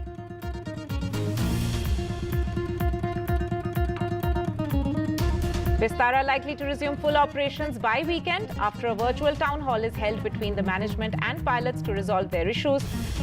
And the cancelled flights as of today were down to 24. Tesla Motors to send a team to scout locations in India for a proposed $2 to $3 billion electric car plant. Focus on Maharashtra, Gujarat and Tamil Nadu.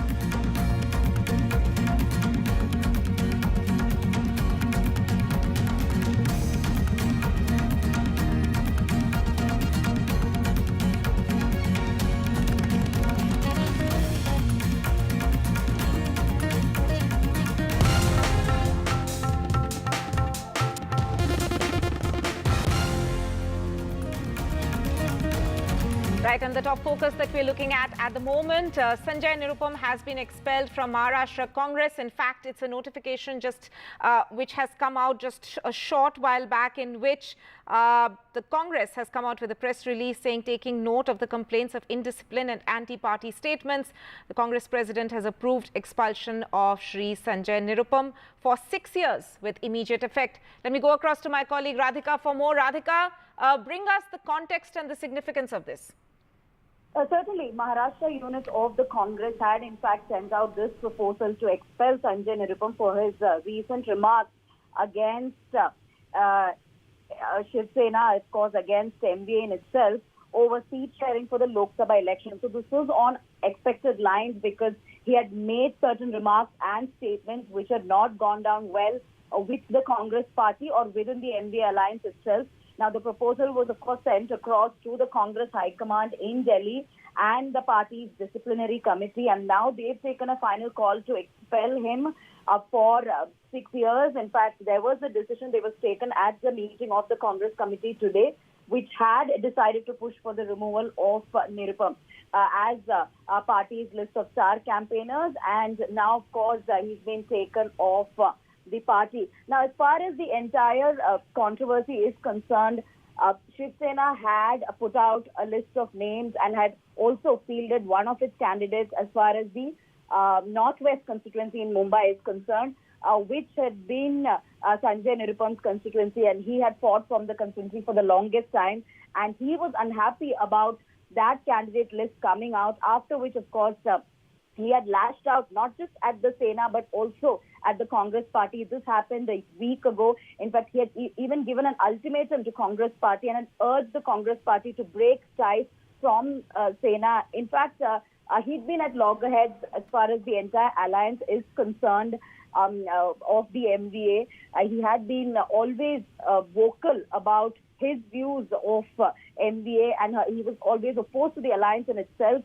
And it came to a breaking point when a Sena candidate was announced from Northwest constituency, Udhampur Sena candidate.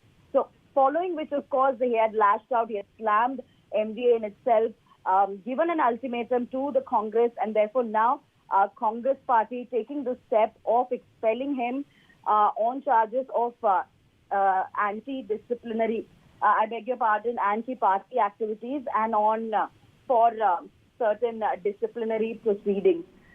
So yes, at this point remains to be seen how Sanjay Nirupam is going to react. Tomorrow he's going to take a press conference at about 11:30 a.m. And he may be making certain announcements, because there was, speculations that he himself would be quitting the party. But even before that could happen, Congress party itself expelling the leader. Radhika there, thank you so much for bringing up us that key update. Of course, as Radhika mentioned, Sanjay Nirupam is also likely to brief the media on Thursday. Shifting focus now to Karnataka, and the race is on to rescue a 2-year-old boy in the state who accidentally fell into a borewell in a village in Vijaypura district. Police personnel, firefighters have launched a rescue operation in the area. On your screens there, a video of the child who's fallen into the borewell, a 2-year-old boy. Let me go across to Pratibha for more on this. Pratibha, if you can give us a latest on the rescue operations which have been launched. In fact, the rescue operations have been on since around 6 p.m. is what we hear, when the child's fall into the borewell was actually known. And immediately the rescue officials were alerted by the family of the 2-year-old boy. And he seems to have fallen into the borewell while he was playing in that district, in that village, Lachayan village of Vijaypura district in Karnataka. The rescue operations are on with the help of a JCB to try and see if they can rescue the child. Also, they have inserted a pipe to supply oxygen for the child. The borewell seems to be around 30 feet deep, but it was left uncovered, and the drilling happened yesterday. And today is when the accident seems to have happened with respect to the child, who seems to be stuck at a depth of around 16 to 20 feet is what we hear. Well, desperate operations are on, and the family hopes that the child will be recovered safe. Pratibha, thank you so much for joining us with that update. Shifting focus now to the national capital, and Sanjay Singh, Aam Aadmi Party MP, has walked out of Tihar jail. Sanjay Singh, remember, has got bail in the Delhi excise policy case after 6 months of being incarcerated, and he's the first senior leader from Aam Aadmi Party who's in fact got bail in the case. The first thing that he did after coming out of jail was to meet Kejriwal's wife.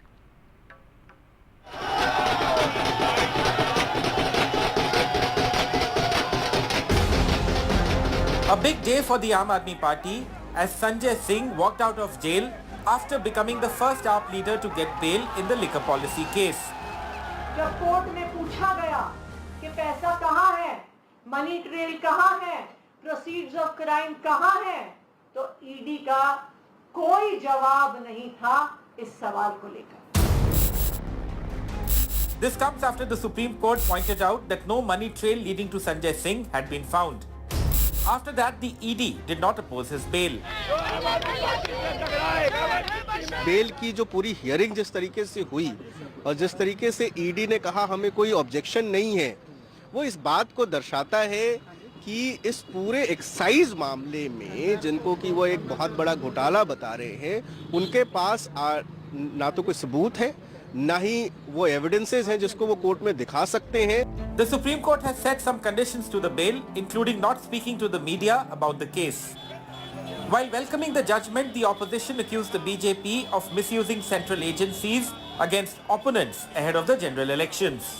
कि Bharatiya Janata party जो भी agencies हैं उसका दुरुपयोग कर जो भी विपक्ष के नेता हैं जिनकी आवाज है जिन्होंने बीजेपी को घेरने का काम किया है उनको पॉलिटिकली अरेस्ट कर रही है जो उनको हिरासत में लिया गया है ना उसमें सत्य है ना तथ्य है कल बजरंगबली जी के आशीर्वाद से कल मंगलवार था माननीय उच्चतम न्यायालय ने कल हमारे नेता को छोड़ा और बकायदा वहां ईडी शर्मसार हुई ईडी को कहा गया तुम अगर आर्गुमेंट करोगे तो बताओ आर्गुमेंट करने से इनकार कर दिया कह दिया कि हमें कोई आपत्ति नहीं अगर बेल दे दोगे आप इनको तो On Tuesday, the BJP had said that Sanjay Singh got bail only because the ED did not oppose it, and that disproves the autonomy of the agencies.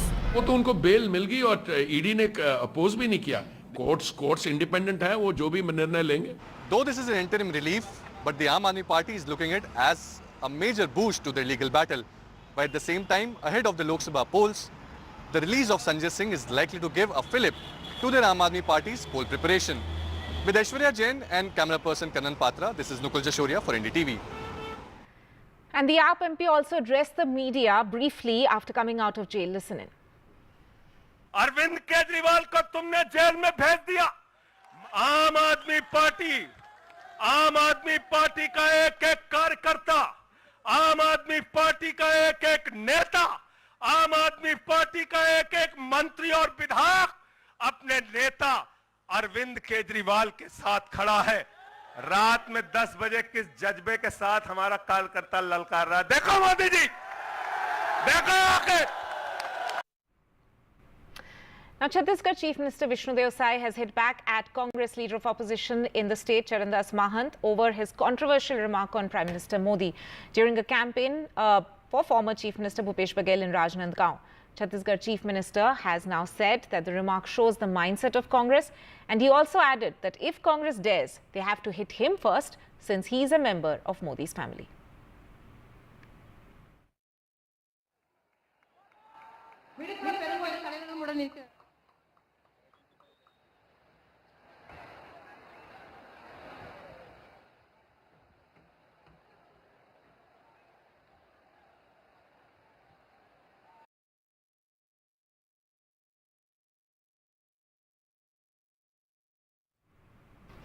Staying with news from Congress, another Congress list released for Uttar Pradesh. The candidate from Mathura has been announced. But what's most important, of course, is that the suspense over Rai Bareilly and Amethi still continues as the candidates for those two seats have not yet been declared. This delay by the Congress of releasing the candidates, especially for the Rai Bareilly and Amethi seat, is either it is a strategic delay or the Congress is in serious conundrum over who to place where. Because, out of the 17 seats in their quota, they have released for 14 seats. Only 3 seats are left, as you mentioned, Prayagraj, Rai Bareilly and Amethi. Now, what we know from within the party sources, and in fact, Uttar Pradesh unit also said it on record that they want the Gandhi family to fight on their traditional seats, that's Rai Bareilly and Amethi. But of course, it is of course the Priyanka Gandhi's name that is coming up again and again. So of course, it could also be a strategic delay by the Congress, or the Congress could also be in conundrum because the Rai Bareilly seat goes in the latter. There are 7 polls. It goes to the polls in the latter half of the Lok Sabha elections. So of course, a lot of speculations over when will Congress release the list. But another important point here is, of course, of the Ujjwal Raman Singh. He joined Congress yesterday. He has been an MLA from Prayagraj. It was expected, it is still expected that his name will come up for Prayagraj. But in this list, there was no name for Prayagraj. So another interesting aspect over there as well. Yes. Now, the Kachativu row continues to simmer. MDMK founder has now made a charge at Congress. Vaiko said that Congress has betrayed Tamil Nadu in every front back then. This is, of course, a political storm over the 50-year-old pact. And remember that MDMK is an ally of DMK and Congress in Tamil Nadu. Listen into what Vaiko had to say. Regarding Kachativu, DMK and Congress have raised against BJP as Congress betrayed Tamil Nadu in every front at that time. After that, these 10 years is a testing time for Narendra Modi. He betrayed Tamil Nadu. He betrayed India. Time for our special election report. We focus on district of Udhampur, called the gateway of Jammu and Kashmir, which is witnessing a fierce battle with Minister Jitendra Singh facing a strong opponent after 10 years. Former Minister and two-time MP Chaudhry Lal Singh. Can he break the BJP leader's winning streak?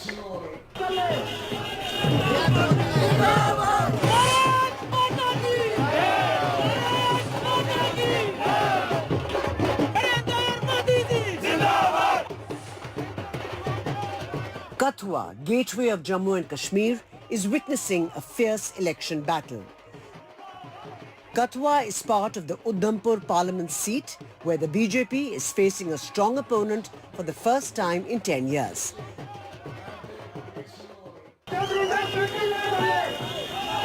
The Congress's Chaudhry Lal Singh, a former minister and two-time MP, is pitted against BJP senior leader and Union Minister Dr. Jitendra Singh.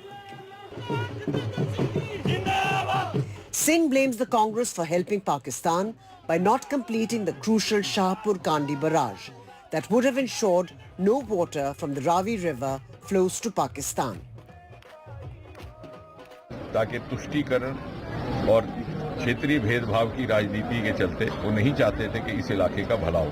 Modi ji के आगे जब ये बात रखी और उन्होंने इस project को रिवाइव किया, अब ये तकरीबन तैयार हो गया। The 2019 election was a cakewalk for Dr. Jitendra Singh in the absence of a formidable candidate from the opposition.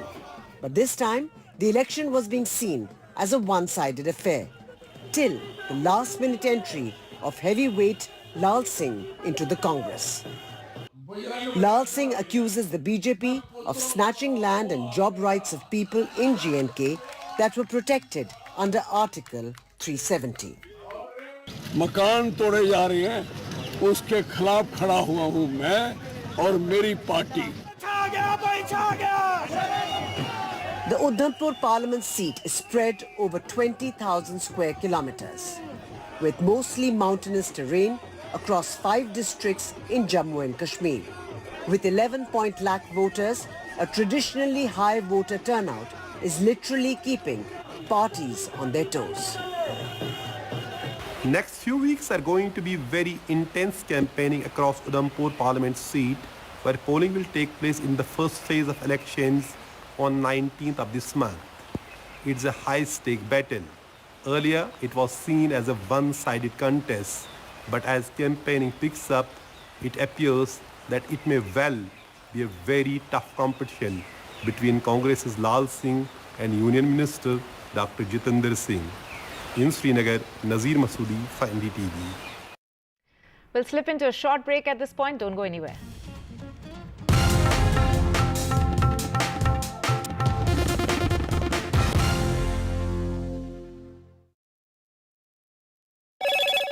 Hello, Moto. Motorola, India's best 5G smartphone brand.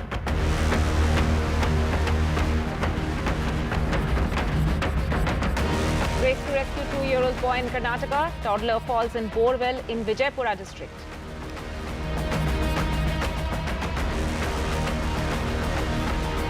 AAP MP Sanjay Singh walks out of jail. First senior AAP leader to get bail in Delhi excise policy case.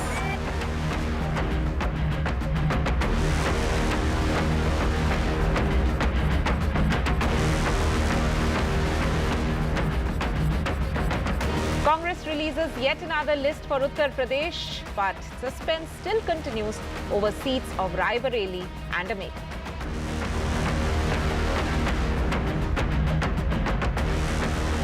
And Vistara likely to resume full operations by weekend after a virtual town hall is held between the management and pilots to resolve their issue.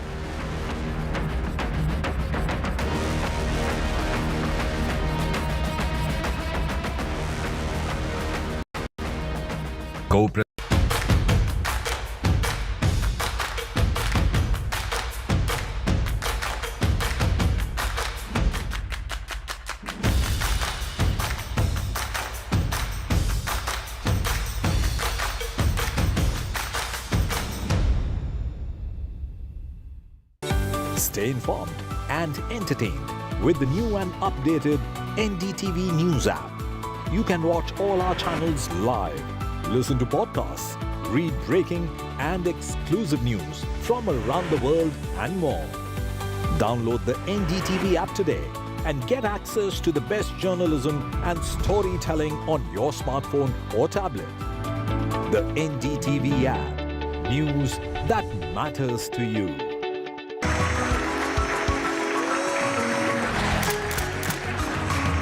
युवा तो आपकी सोच में है, आपके काम में है। कांग्रेस के महासचिव सचिन पायलट जी, आप काम ना करने दें, उनके खाते सीज कर दें, तो ये एक हेल्दी साइन नहीं है हमारी डेमोक्रेसी के लिए। अगर आप पॉलिटिकल पार्टी हो, आपको टैक्स नहीं लगेगा, लेकिन आपको रिटर्न हर साल फाइल करना है। My boss, Prime Minister Narendra Modi is the best. Chose the name Rani only because I saw so many wonderful queens while growing up. That's how the name came about. It was cute plus uterus is cuterus. आप कोई भी activity कर रहे हैं, अगर आप focus नहीं है, you're just wasting your time. Parents usually say it out of concern. They don't want to see their child fail.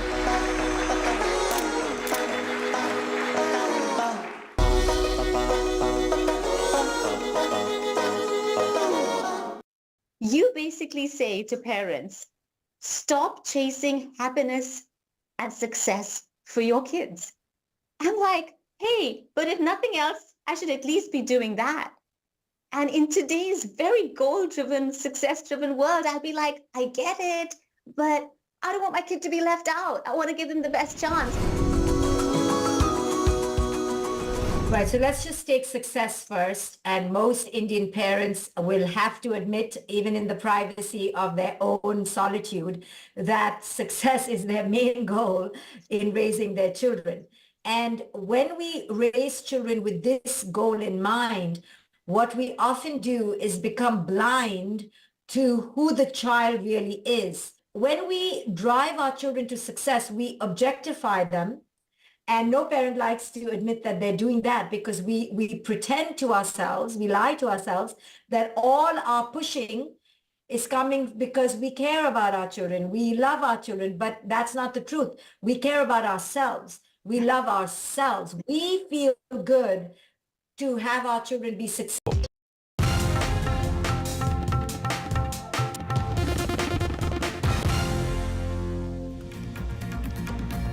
Welcome back. Now, on the third day of the Vistara Airlines crisis, finally a breakthrough. After a virtual town hall was held between pilots and the management, pilots who were upset with the merger terms had called in sick en masse, leading to flight cancellations. Now, sources say the airline is likely to resume full operations by the weekend. My colleague Vishnu Shom has more. The number of flights which were cancelled today, at about 24 flights, is half of what took place yesterday in terms of flight cancellations and the day before. However, in speaking to the other side as well, while the pilots are now saying that yes, it is likely that the airline will get its operations back in order, there are serious concerns which remain as far as, for example, the rostering of pilots is concerned. They say that they are being pushed to an edge. They say that they are fatigued at one level, and that remains a flight safety concern, and that the rostering system within the airline needs to be fixed. Now, in a virtual meeting which took place today between pilots and the management, there was an assurance that as the merger with Air India takes place, this rostering system will be fixed. In fact, it will be fixed hopefully by May itself. On the other issue of contracts and salaries, the pilots are unhappy with the new contract which they'll have to sign as they merge with the airline, but with Air India, but they say they don't really have a choice as far as that is concerned. The management has apparently now told them that, look, there is the prospect of earning more if you fly more.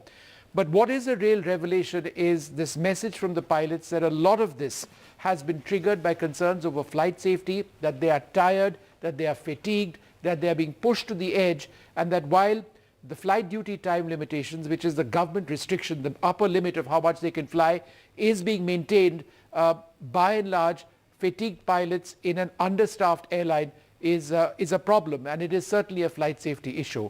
So two sides of the story. The airline will get back into operations, but they need to perhaps get their act together as far as pilots are concerned to ensure that the airline is safe and reliable.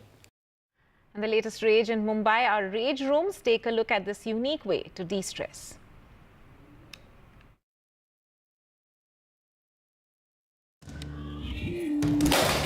Destroy, decimate, disintegrate, damage, demolish, devastate all you can. This is Mumbai's first rage room, and pardon the pun, it's already a big hit. A half-hour break from the stress and rage of your life will cost you up to 1,500 rupees. But for many, it's a blast. आपने रोज़ाना ज़िंदगी में देखा होगा, कभी कभार ना हम गुस्से में खुद का मोबाइल या घर के कुछ सामान हम तोड़ देते हैं, लेकिन हम ये नहीं सोचते कि उसका परिणाम क्या होगा, क्योंकि उससे हमारा ही नुकसान है। आपकी 50,000 की 1 लाख की टीवी है, आप 50,000 का 1 लाख का मोबाइल अपना तोड़ते हो, तो इससे अच्छा यहाँ आके 1,000-1,500 दे के आप जितना चाहिए अपना गुस्सा निकालिए। वहाँ 1 मिनट आपको लगता है आपका मोबाइल तोड़ने, वहीं 1,500 में आप यहाँ पे आधे घंटे में जितना चाहिए उतना चीज़ें तोड़िए। फील होता है ना कि आदमी मतलब घर पे टीवी तोड़ता है, कुछ घर का नुकसान करता है, उससे अच्छा कि आप यहाँ पे आएँ और अपना मतलब गुस्सा यहाँ पे निकाल सकते हैं आके। This escape from reality is located in Mumbai's Sakinaka and is not the first in India. The others are in Delhi, Chennai, Hyderabad and Bengaluru. But not all come here to vent their anger. Some come here just because they think it's fun.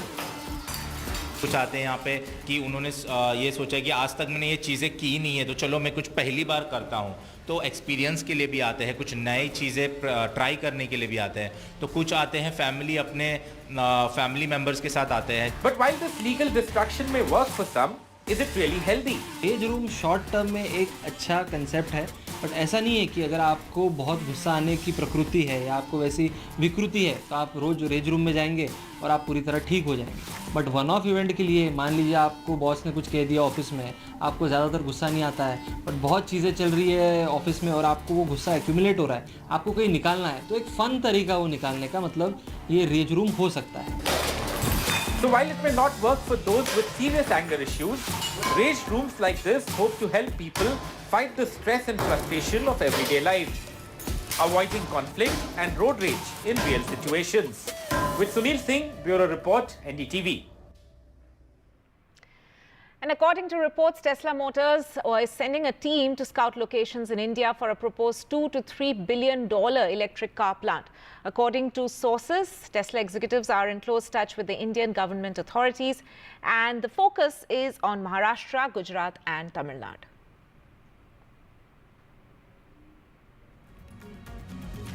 We'll slip into a short break at this point. News and updates will continue on NDTV.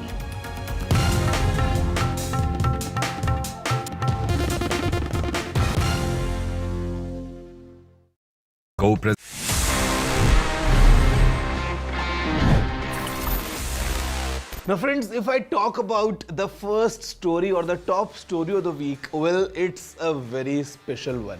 मेरी जेब में वो phone है फिलहाल, but this phone, let me just tell you a basic set of details around this phone और फिर आप guess करना कि वो क्या हो सकता है। So ये जो phone है, the total weight is more than half a kilo.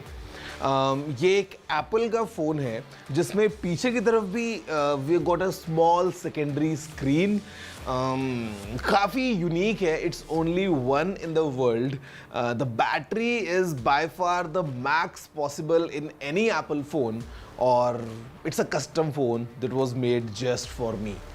Yes, I got it made guys, or this is the phone. This is all new iPhone 15 Pro Max. On the back side, if I show you, तो यहाँ पे what I have is this.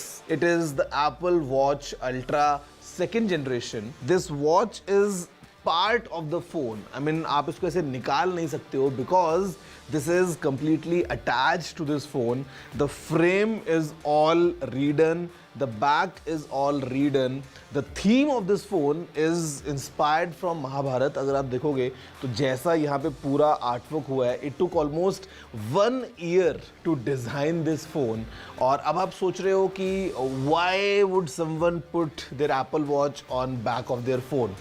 Well, first things first, just because we can, तो हमने इसको किया. Second thing is, it serves multiple purposes. मतलब जब आप इस phone को ऐसे upside down रखते हो, this watch will show you the time.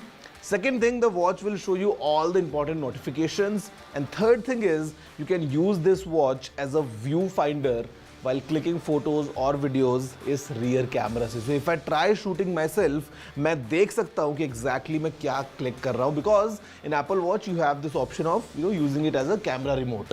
उसके अलावा it is made up of 18 karat gold, feels very heavy because of course gold is quite heavy in density compared to let's say iron. और अगर हम बात करते हैं यहाँ पे तो the design or the detailing is मतलब next level. It took more than 1 year in designing, I'm telling you. So this is the gadget of the week, of the year. You can say कि ये जो है it's only one in the world. और battery क्यों extra काम करती है for iPhone? It's simply because this watch ultra has approximately 500 mAh of battery.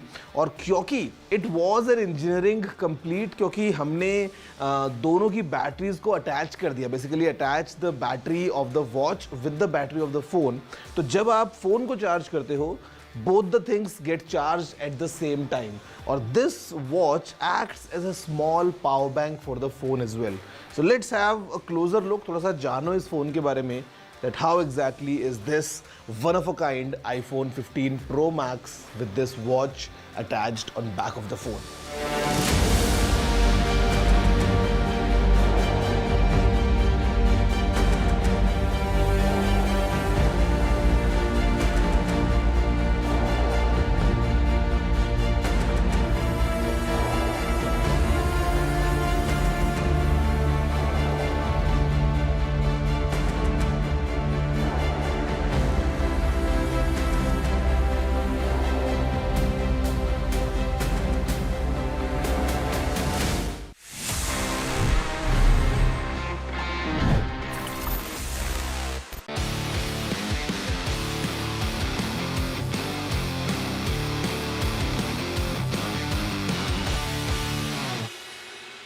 Welcome to NDTV Auto. I'm here in Jaipur for Volkswagen brand conference and they have made a slew of announcements here. Let's talk more about them with Mr. Ashish Gupta, brand director, Volkswagen India. You know, you have again changed the lineup.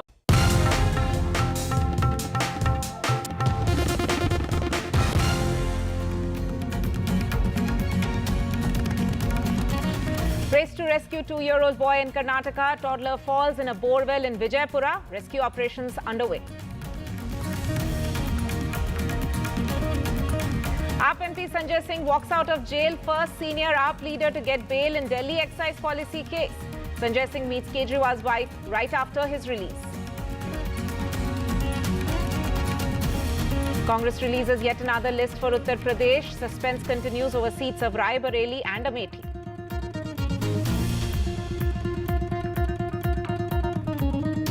Vistara likely to resume full operations by weekend after a virtual town hall is held between the management and pilots to resolve their issues. And the cancelled flights as of today were down to 24. Tesla Motors to send a team to scout locations in India for a proposed $2 to $3 billion electric car plant focused on Maharashtra, Gujarat and Tamil Nadu.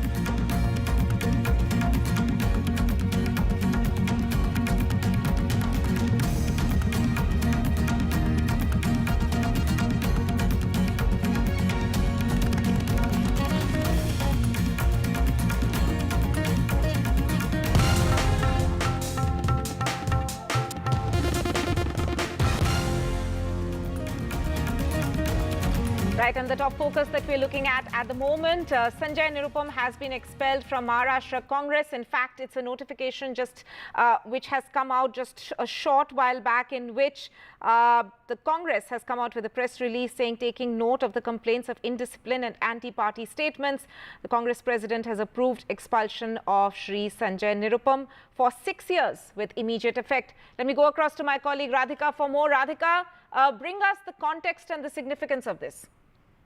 Certainly, Maharashtra unit of the Congress had in fact sent out this proposal to expel Sanjay Nirupam for his recent remarks against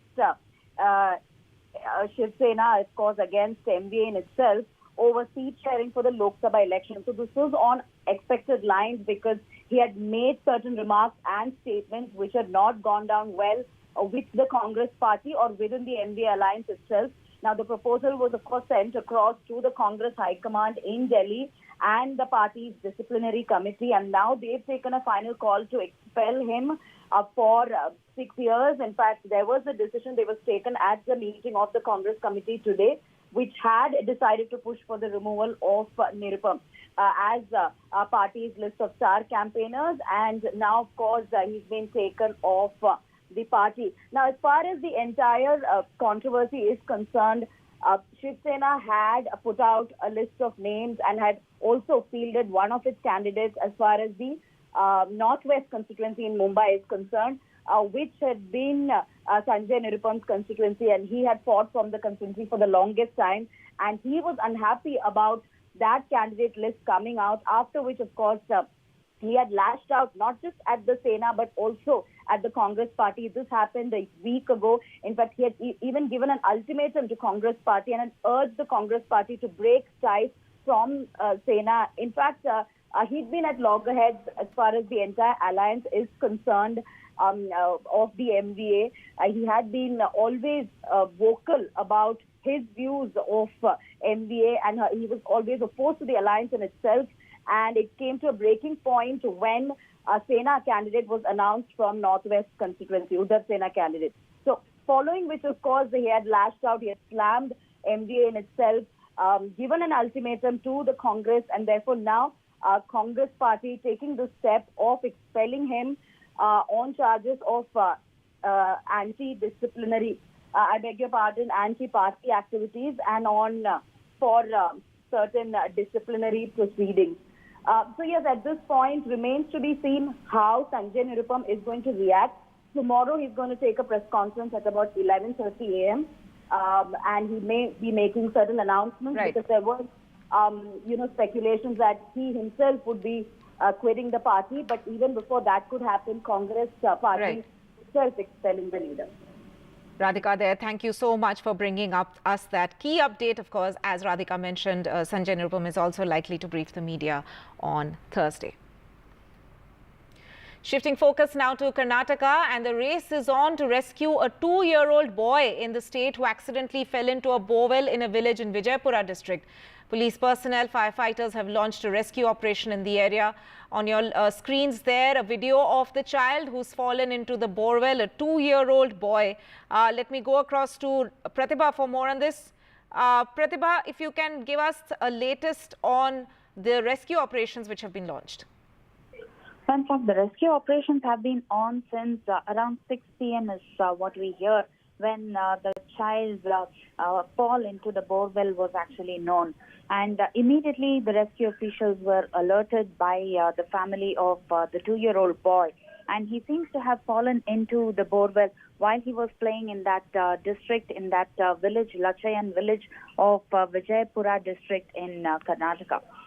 The rescue operations are on with the help of a JCB to try and see if they can rescue the child. Also, they have inserted a pipe to supply oxygen for the child. The borewell seems to be around 30 feet deep, but it was left uncovered, and the drilling happened yesterday. And today is when the accident seems to have happened with respect to the child, who seems to be stuck at a depth of around 16 to 20 feet is what we hear. Well, desperate operations are on, and the family hopes that the child will be recovered safe. Pratibha, thank you so much for joining us with that update. Shifting focus now to the national capital, and Sanjay Singh, Aam Aadmi Party MP, has walked out of Tihar jail. Sanjay Singh, remember, has got bail in the Delhi excise policy case after 6 months of being incarcerated, and he's the first senior leader from Aam Aadmi Party who's in fact got bail in the case. The first thing that he did after coming out of jail was to meet Kejriwal's wife.